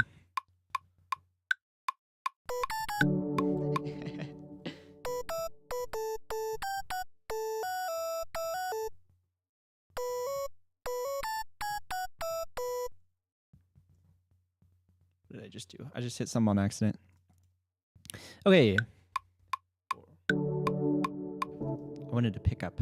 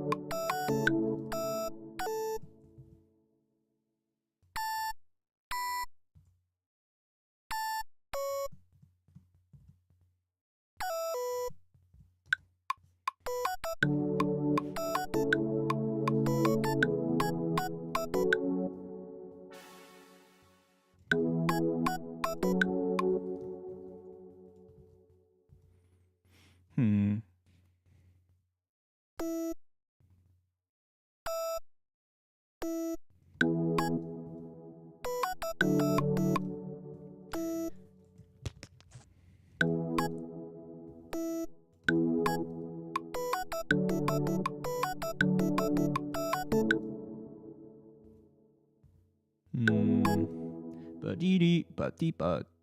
Debug, debug.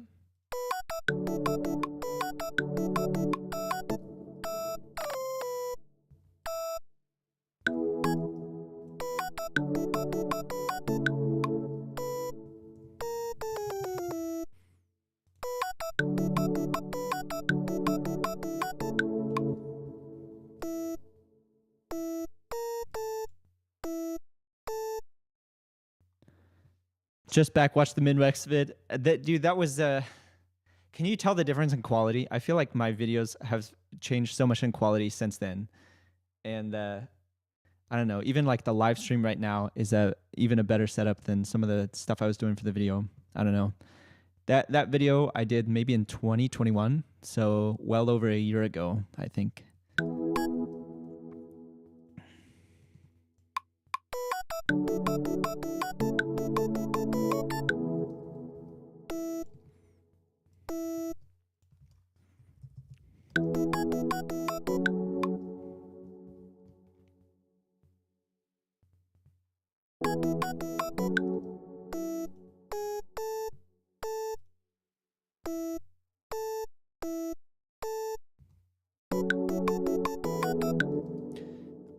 This is so cute.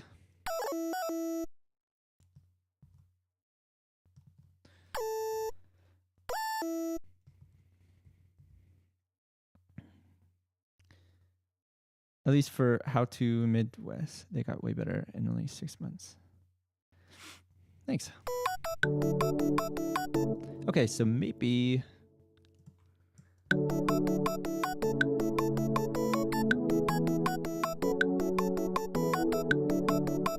I like this. Oh, 48 minutes. We need to keep going. We need to really go. Okay, so my idea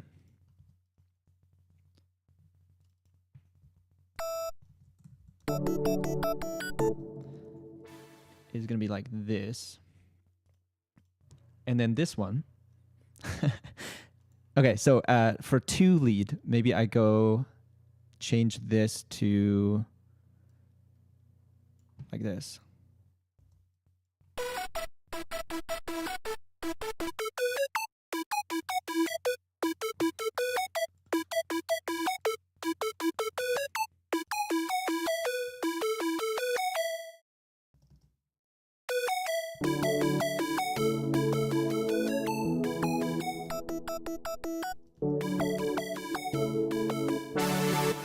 And then that way, because I think it's important to keep one melody throughout the whole, like a future-based thing. And then that way I can go to like something really hard in the last section. So like this one.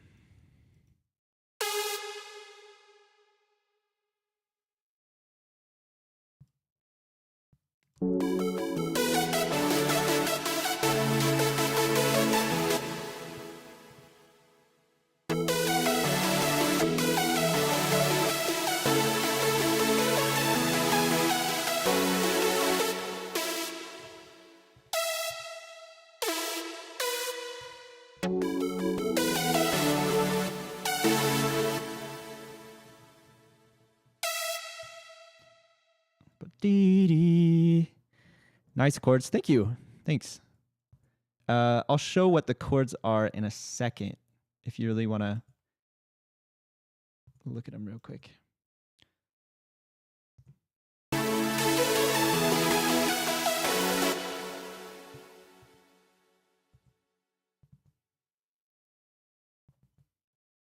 All right, let's hear how this sounds.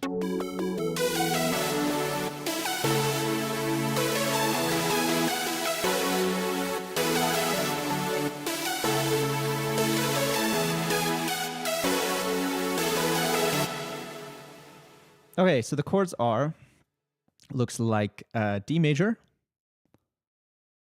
and then A, root, C sharp, and then we've got E major, then F minor, and then E, and then this dissonance up top is the 4th, so it's the E4.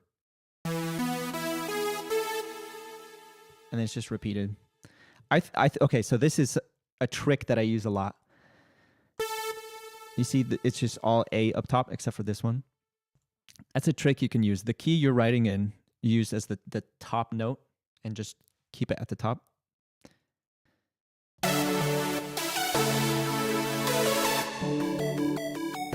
Okay, let's keep going. Oh, we could do like an ARP.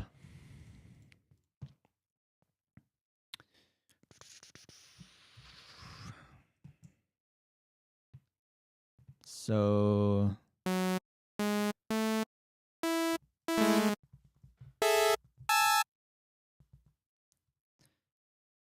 reverse this. And then we've got an ARP.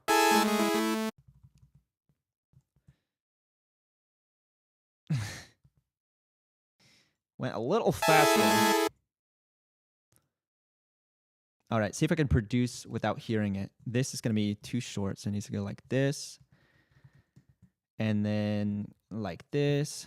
And maybe go an ARP. This one.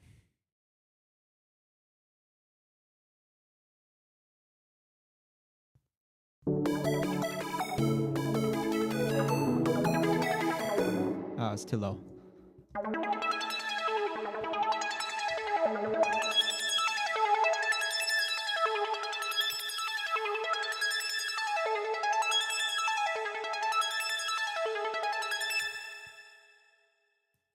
What's like a must-have for a semi-beginner producer? Okay. I would say the only thing that you must have, thanks Tia, the only thing you must have is some sort of way of like hearing your music. And I think the best thing to do it is going to be studio headphones like these ones. I recommend the ATX whatever, just because like a lot of people use them. So you know that it's going to be what your music is going to be listened to. You could get along with just like using, I don't know, regular Skull Candy headphones if you have a really good EQ and you know like what your stuff sounds like. But get like some headphones that are like flat and have a good frequency response.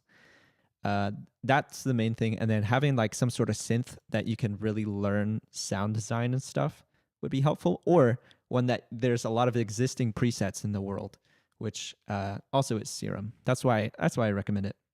It is expensive. It's not like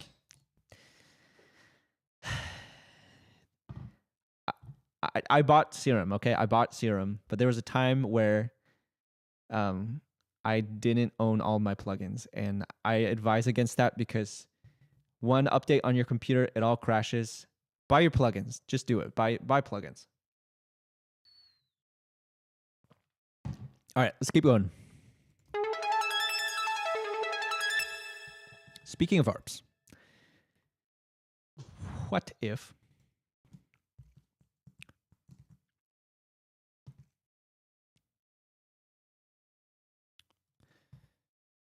we did ARP overload once more? So maybe something like this.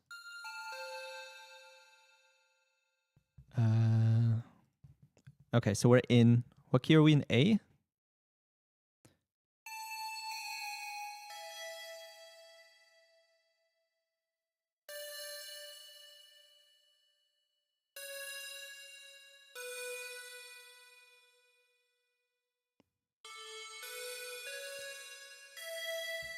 Okay.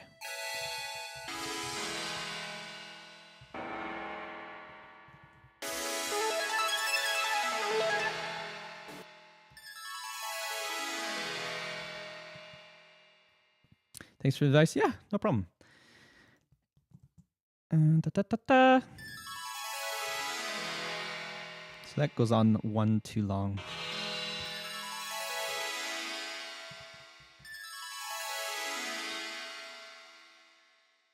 I should shape this a little. So starts really loud and then it goes away and then it's completely gone here.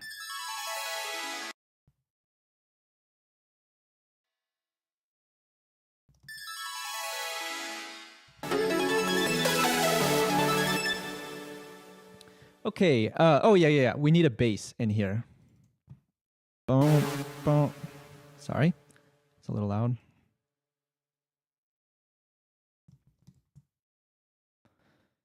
Boom, boom, boo, boo, boo, boo, boo, boo, boo.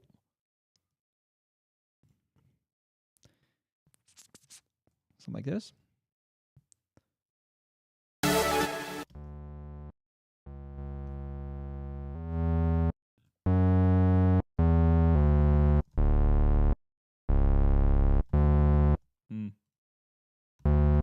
Oh, you wanna tip? This is something I struggle with a lot, and I think sometimes I still do, but how low should your bass be? Tuner. Okay. So general advice, I think, is try not to go lower than like 40 or 30 hertz, somewhere in there, because not a lot of systems are going to be able to handle it.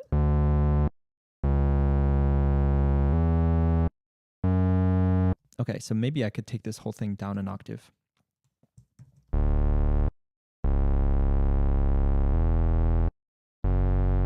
Okay, so I'm just going to take these and toss them up.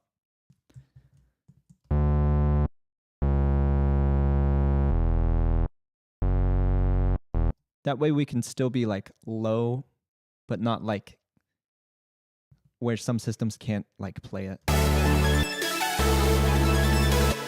If I'm completely wrong on that, be nice when you're correcting me. Because I would like to know if I'm wrong, but that's what I've learned along the way.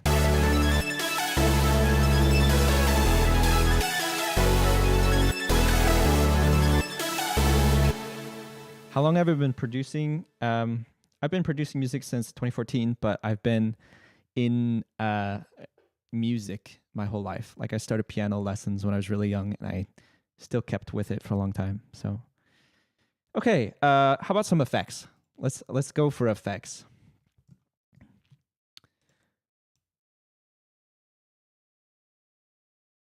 I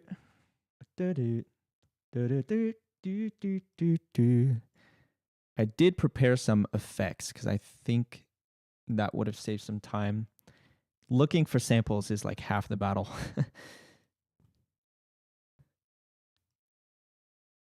Okay. Oops.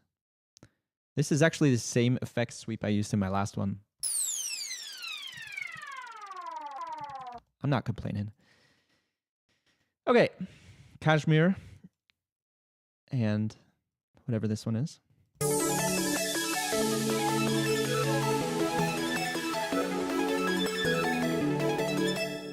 Oh yeah, I was thinking adding a little hey in here.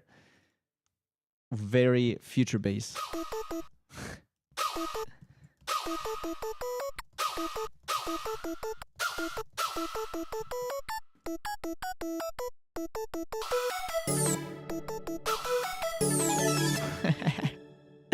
We're pulling out all the tropes here today. What else can we do? Really vibe with the background runs. Thank you. If you want to know, here is what I'm doing. If you want to recreate this. If you want that, okay, all right, here's the big tip. If you want that really emotional sound in your music, key is A, right? The key is A that I'm writing this in, right with the seventh. So in this case, that's the note right beneath it. And just use the heck out of that note all you can, right? So I'm just doing this. And then the fifth. And then in this little sweep section, I'm doing the same thing. It could have been a pentatonic scale right here where it's 1, 2, 3, 5, 6, but instead of the 6, which would have been this, I have it in the 7th right there. So it's, and then 7th here again. So that's my big tip. The rubbing dissonance of the 1 and the 7 is what makes it really future bass emotional.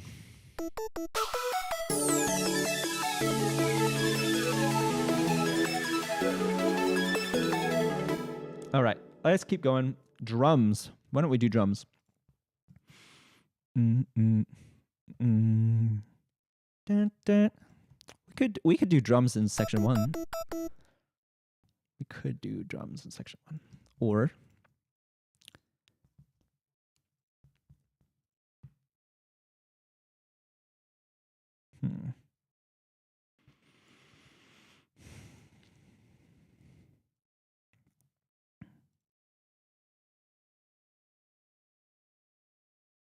high pass? What? Is he doing a high pass?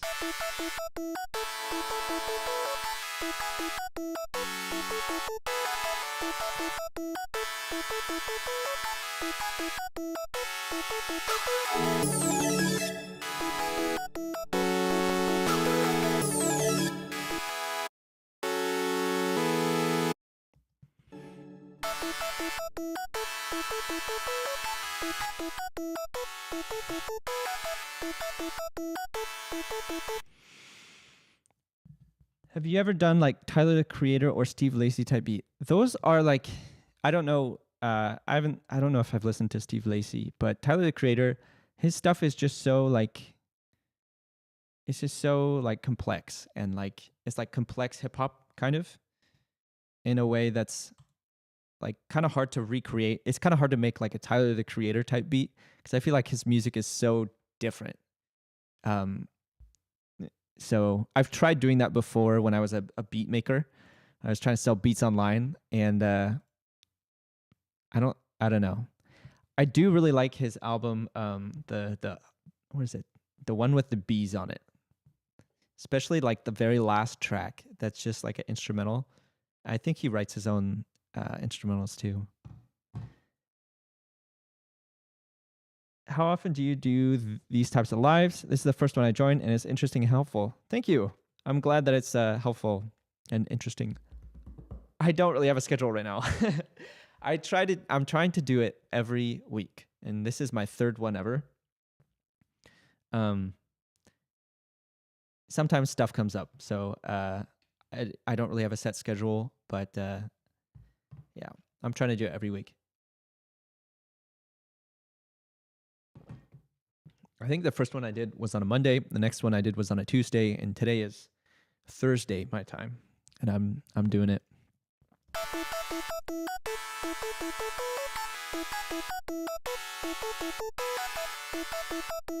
Okay, so I think some drums in here would be fun. So let's do like maybe like an acoustic section, maybe. So we would do. Let's just not do MIDI. Let's do this. I have some drums in my Hyperfunk pack. I'm gonna do like a simple snare.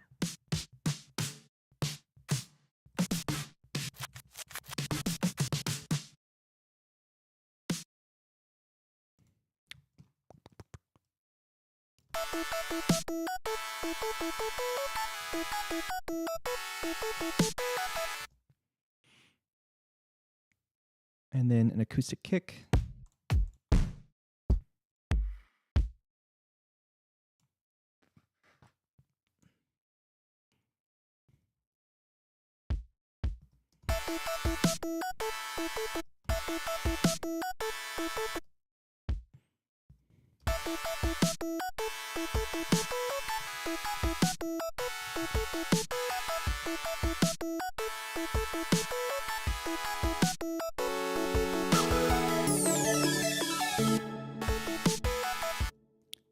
Okay, I'm doing a drum fill out.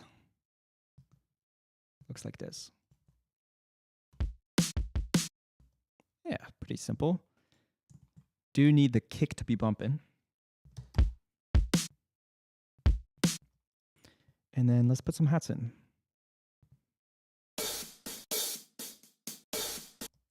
Which one is which? I want the dry one. Okay.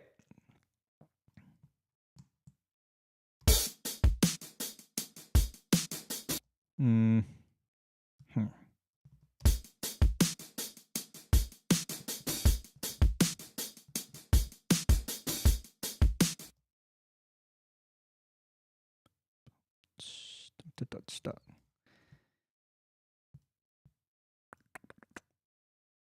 For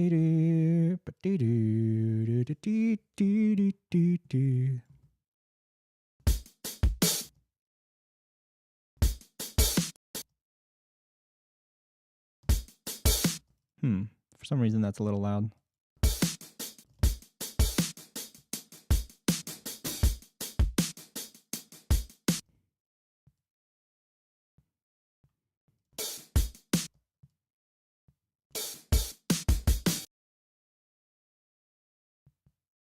Okay, that's gonna be enough probably for like an acoustic section.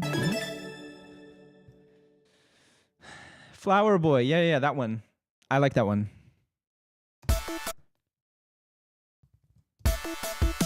That was the Tyler the Creator song. Album song.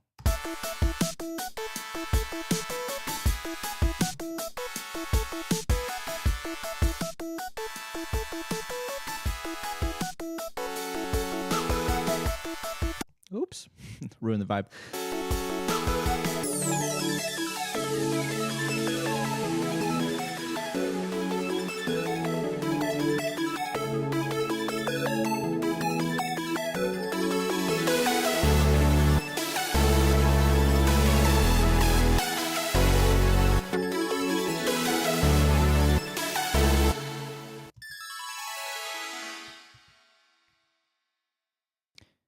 Almost there.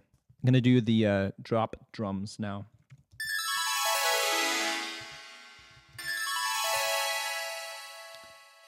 So this whole make a beat in like 1 hour sort of thing. This is new to me too. I used to make music like this. I used to make future bass, and it would take me like a week to get to this point where I have this much done. And a lot of it is just because I've been making music in a way where I'm doing these time trials, and that just makes me quicker. But I don't know. I think just putting the time limit on there makes me be a little more creative and think faster. So maybe if you're stuck and it takes you a long time to make music, maybe just set a timer and say, I'm going to make music for 1 hour, 2 hour, and then I'm going to, I don't know, have some sort of deal with yourself that you share it on Instagram or something.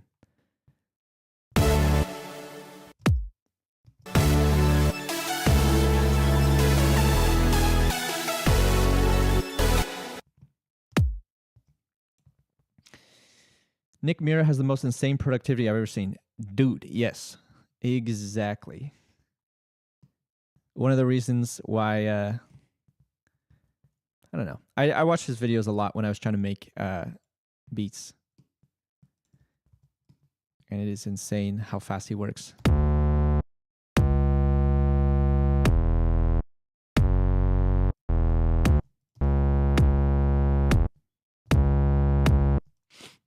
Okay, so let's add in a snare. I don't necessarily have future bass snares, and I don't think I want to. You know, there's like a snare where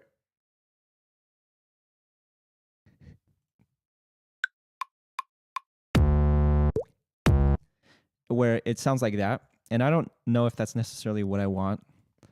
I think it's very 2015 dated, like the future bass around that time.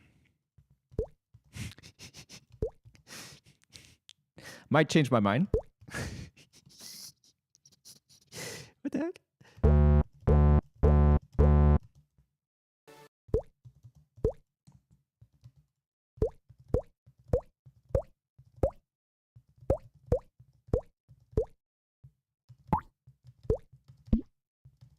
That's on key. That's on key. That's an A, isn't it?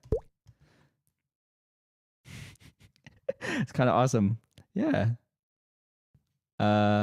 What do you do to process that? Ain't no one ever went wrong with some OTT. Yuck.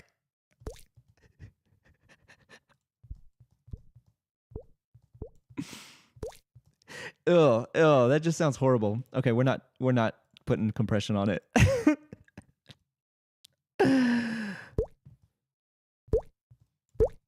Oh, I'm sorry for making you listen to that. Okay. Ew, it sounds so wet. Someone said, "Is drip worth it?"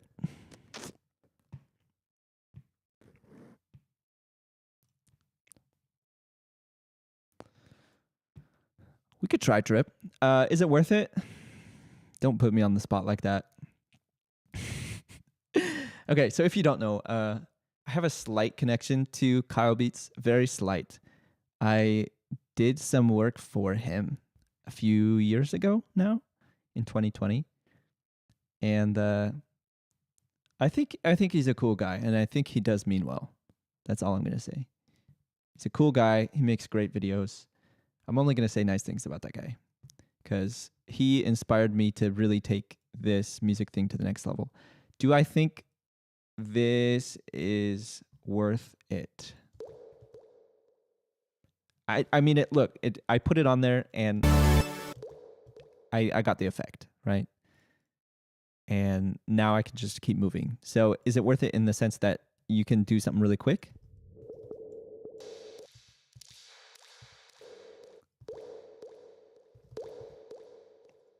Maybe. You could easily make these same presets in your DAW. So I put it on the wrong section.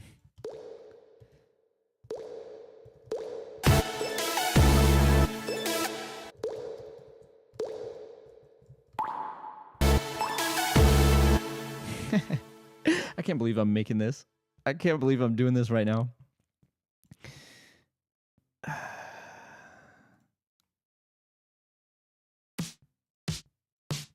I need the fattest snare.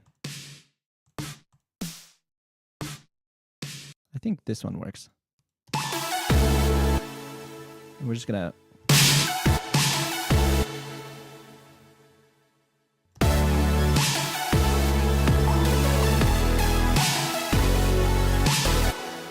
All right, sorry I haven't checked. You think it's worth it? All right. I mean, if it helps you and it helps you, that's all it is. Mozart type beat. I have thought about that. I've thought about that. I had something that I considered for that, but I've never. I don't know. It doesn't seem like that clickable. Would you guys watch a Mozart type beat video? Because I do have. I think I was gonna call it like 1700s hyperpop type beat or something like that, or like Bach hyperpop. But I think Mozart is more clickable. You would? All right. Well, I'll make a mental note of that. Hyperzar. That'd be good. Yeah, maybe. Someone said during one of my live streams that I think Dorian Electra has something that's pretty similar to that, and so I need to go back and check that out. Not necessarily feeling the snare anymore.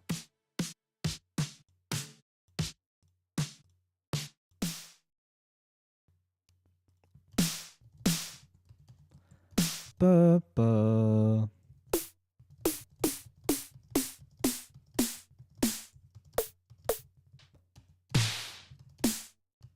Okay, so that's the one we're using.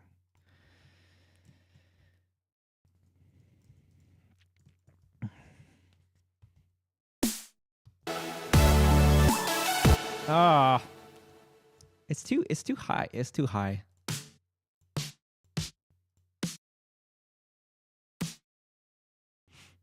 I think it's a little too high. It's good. It's going to be a filler one. That's what I'm going to use it for. I'm going to load this into a MIDI.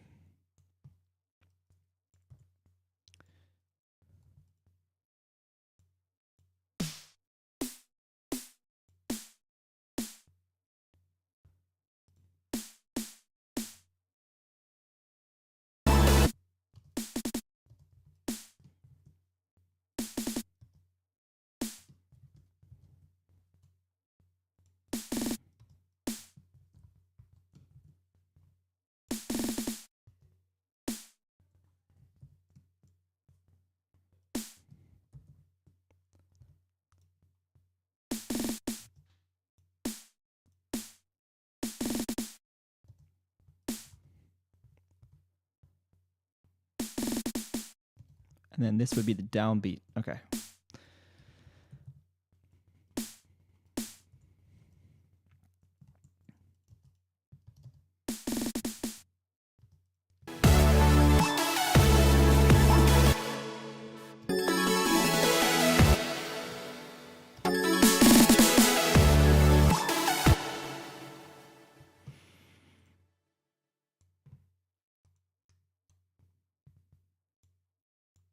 Doo-doo, doo-doo.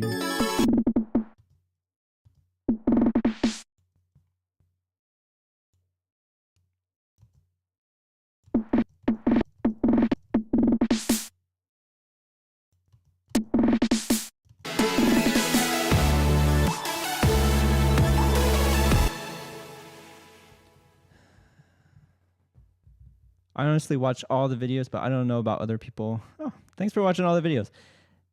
Yes, it was hyperpop and piano. Yeah, well, I was thinking hyperpop and harpsichord for like a Mozart type beat. Totally, yes. I know the exact sample they were. Yeah. During the lecture, dabbles in Baroque pop sometimes, which is sort of like a 1700s hyperpop in a sense. Some clavichord sounds like a Baroque type. Yeah, yeah. We got a music major in the chat. Now the question is, are MIDI keyboards worth it?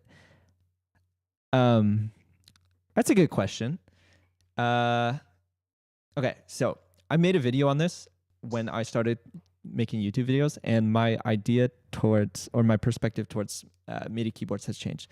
Originally, my idea was, hey, if you're a beginner, you really don't need a MIDI keyboard. You need a laptop, you need some headphones or speakers, you need a DAW, and you need some sort of good synthesizer that you can get plugins on, so you can start, that you can get presets for, so you can start learning. That's my general thoughts. Like, those 4 things are what is necessary. Some form of learning through like getting your hands on something.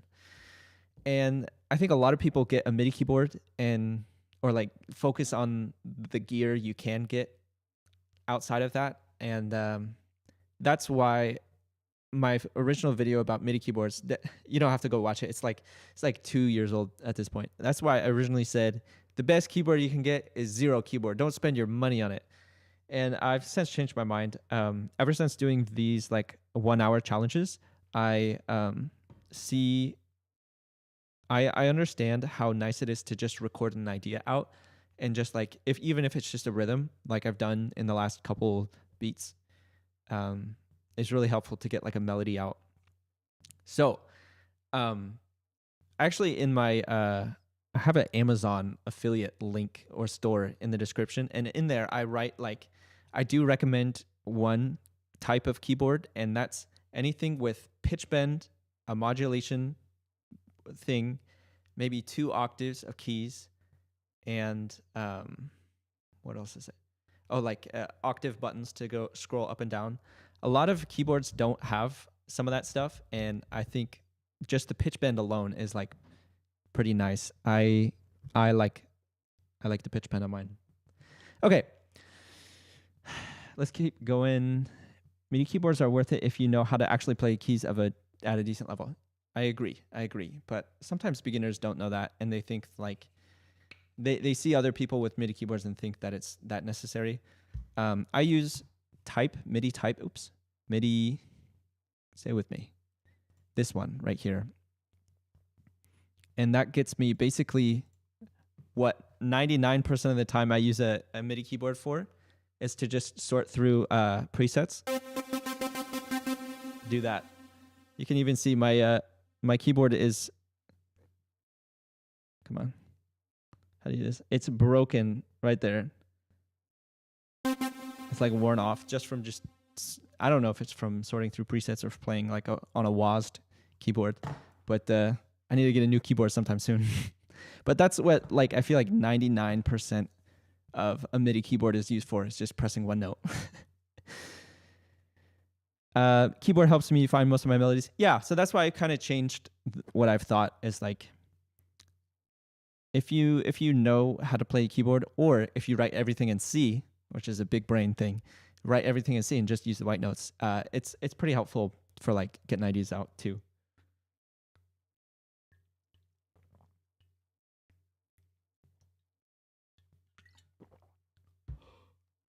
Okay. Something else we can add is crash sounds.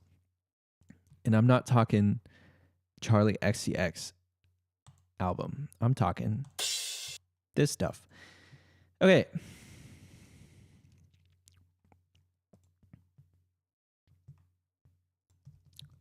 Something that I'm going to do is just listen to the bass and we're going to build the drums around it. So we're going to layer the crash hits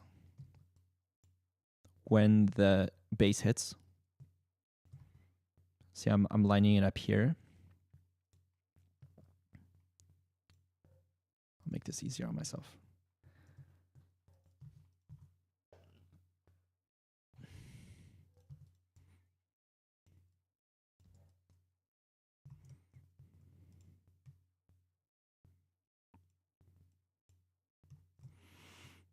Turn that down a little, and it should sound like this.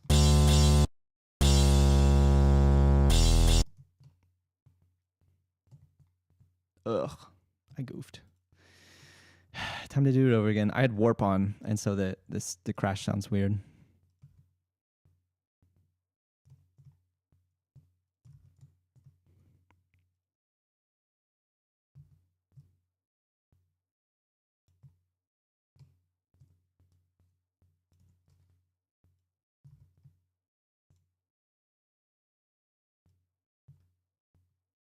Okay, so here's it with the crash.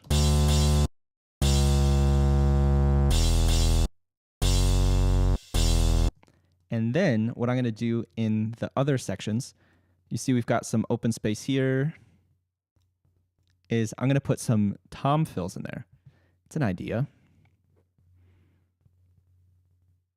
Can I not see? Oh, fills. I put them under there.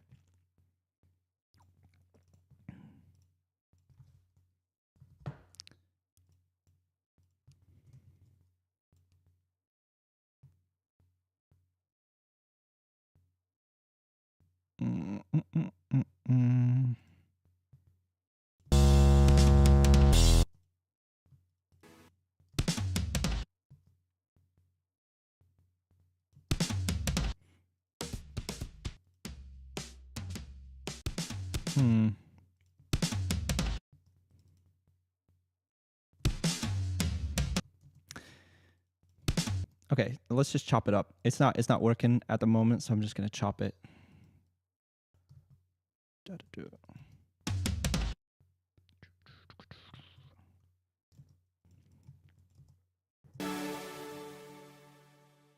Stay with me. So the idea is a boom, boom, frop, boom.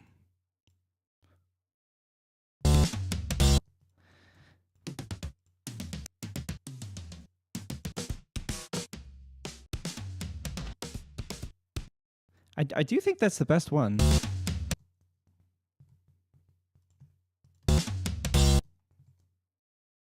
Why is it being funky? Bum,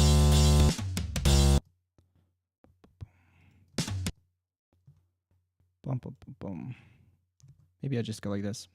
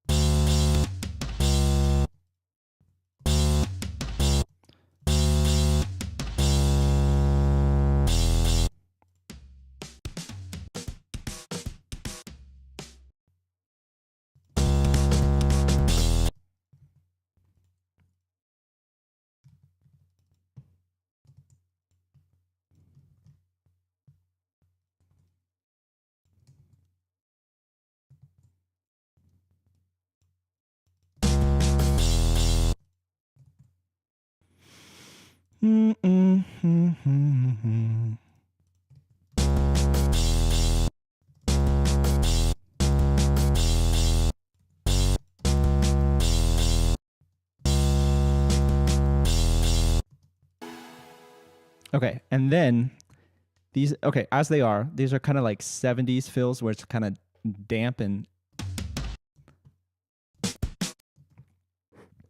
I don't know why it's damp. It's dry. So I want to make these a bit more saturated. So we're going to do 50% and maybe soft clip to the max. Maybe cut that a little lower.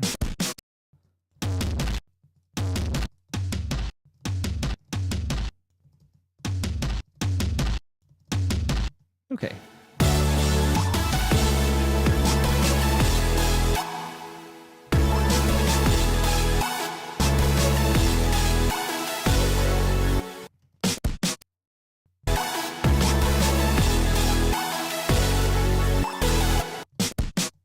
I don't like that one. I'm going to switch it to maybe repitch.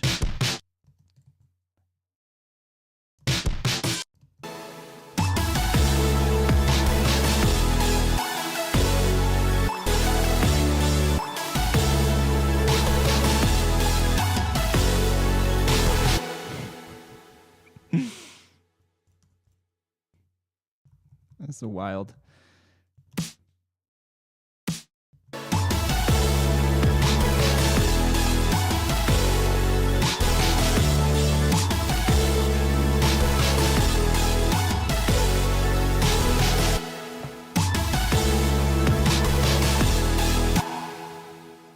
Sorry for not checking chat in a bit. I was focused. My 2 cents, when I started 2 months ago, I bought an Akai MPK Mini, and I haven't used it once in actual music production because I can't play key without dog eyes. Yeah, that is okay. So that's a good what do you say? How do you say that? That's a good data point. I'm sure like a broad statement like MIDI keyboards aren't with it isn't applicable to everyone, but just saying like, you know, sometimes beginners don't even touch theirs. Is this becoming a YouTube video? Sharp. Yes, it is. Hi, YouTube. Yeah, that's going to be like how to future, not how to future bass, but it's going to be something related to future bass.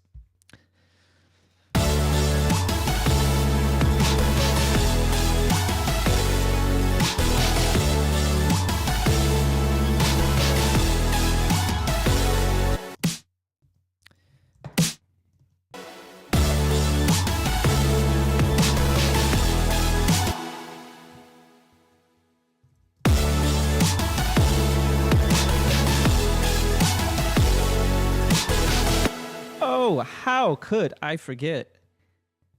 Oh my gosh, how could I forget this? We're doing future bass, and it's been like 55 minutes, and I've yet to do a sidechain. What am I doing? Sidechain time, exactly. Okay.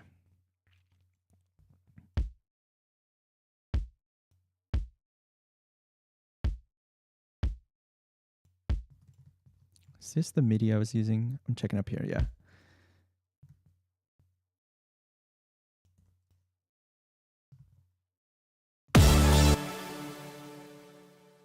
Okay. So if you don't know, this is how you sidechain in Ableton Live. Sidechain. You set this to sends only. Oops, actually before you do that, you need to make sure this is a really short sample, and you got to make sure that it starts on, sometimes there's a little bit of silence in before samples. Make sure it starts when the sample starts, and then turn this to be like somewhere around 10 milliseconds, something like that. And so it's going to sound weird, right? But what you're going to do is sends only. That way, when you press play, you don't hear a single thing. And then you go to wherever you want to sidechain. I have all of my synths, this stuff. I have all of that in the same bus. So I can easily put a compressor on there. I have a preset that I saved called Good Sidechain. It's going to take the audio input from sidechain, and it sounds like this, right? Oops. Sounds like this. And it would look like this, right? That's our signal. And what I'm going to do is lower this threshold until you see this happening.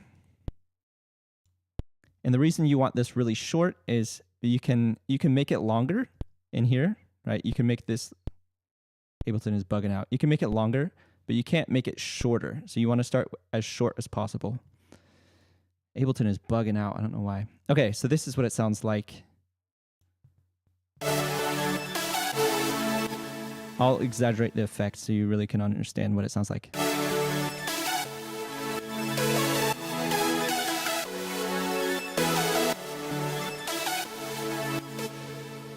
So when I say sidechain for mixing, it's usually a short sidechain like this. And when I say sidechain for effect, it's usually something big like this. Yeah, so that's how to sidechain. I like to keep it on RMS because for some reason peak can sometimes give like a weird clicking sound in Ableton. Okay, so that's how you do it.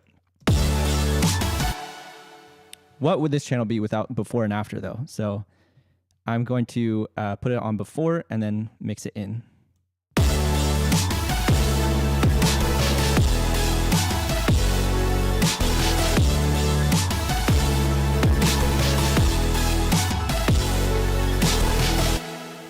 So I think the drums hit a lot harder because there's nothing else going through at that exact moment. So yeah, that's how you sidechain.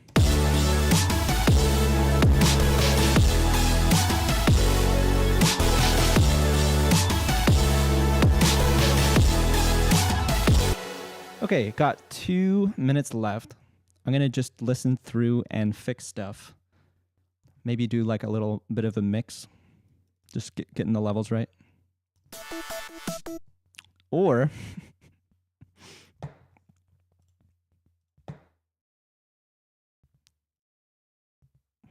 we could do a little cheeky move.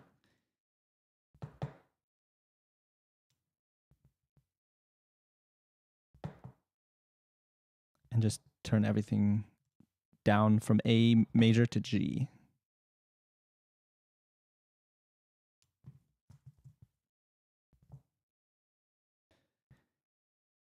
There's no real reason why other than just wanting to hear something different. Okay, is any of the percussion tuned?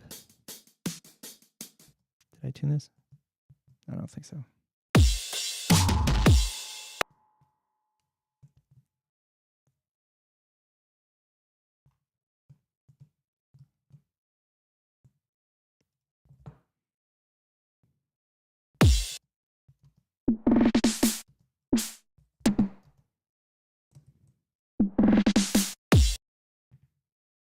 Okay, so I think that was everything. Let's hear how it sounds. We're going to do like a little bit of a mix down before I put in the final little section. Got a minute.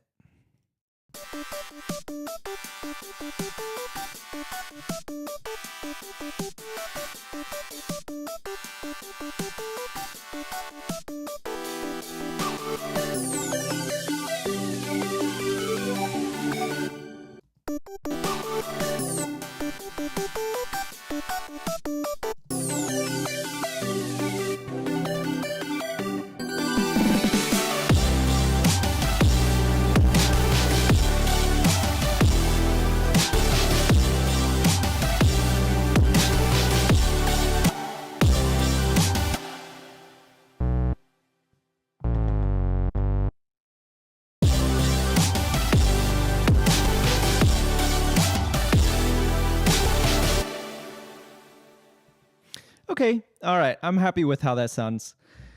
Gonna do one playthrough for the YouTube video that this is gonna turn into, and so you can hear it once more. All right, really happy with how that turned out. So, oh, you know what? I should turn off this sidechain. Yes, I should. Oh no! Oh no! I made the sidechain. Oh, I'm gonna fix this. I turned the kick from the intro into the sidechain.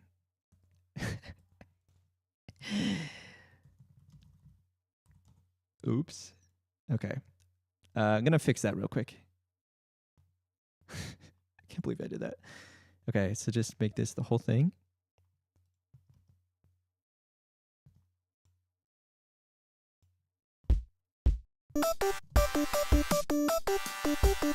Okay. Oops. All right. So this is going to be the final beat. This is what the future bass beat sounds like. This is what the future bass beat sounds like. Let's hear it.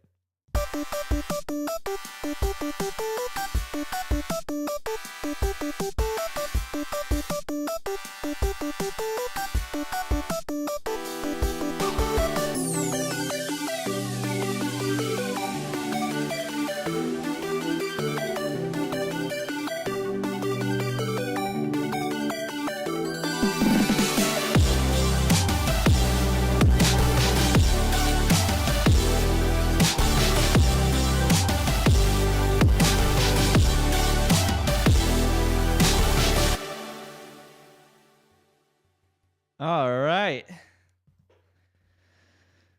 Let me press save. I need a kawaii anime girl's visual for this track. Yeah, I need to get FL Studio open just so I can throw this in the what's it called? The little FL Studio dancer. Thanks. Yeah, thank you. I'm glad you like it. I actually have some experience in future bass. Like I said, my oops, OBS is freaking out. My artist project that I started, I tried making a lot of future bass and ended up more on like a dubstep, harder mid-tempo sort of stuff. But thanks. Glad you guys like it. Thank you. All right. That's going to be it for that YouTube video. Thanks for watching. What about plug and bass? Is that what you're saying? Plug and bass? Is that like using the plug 808 instead of drum and bass? That'd be interesting. All right. So that's pretty much all I have planned for this live stream. I want to say thanks for joining. It's like R&B, but plug. Interesting. Haven't heard of it. Plug and bass. Plug and B. All right, give me 1 second. All right.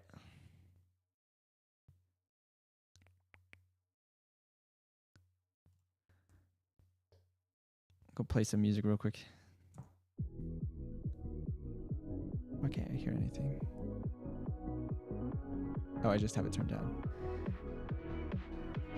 All right. So thanks for joining the stream, everyone. That's all I've got for today. I'm going to head out, maybe start editing these videos and turning them into YouTube videos. I appreciate you all for watching. Thank you so much. I hope you have a great rest of your day. Goodbye. See you later. Go have some fun. Go make some music. All right. Have a good one.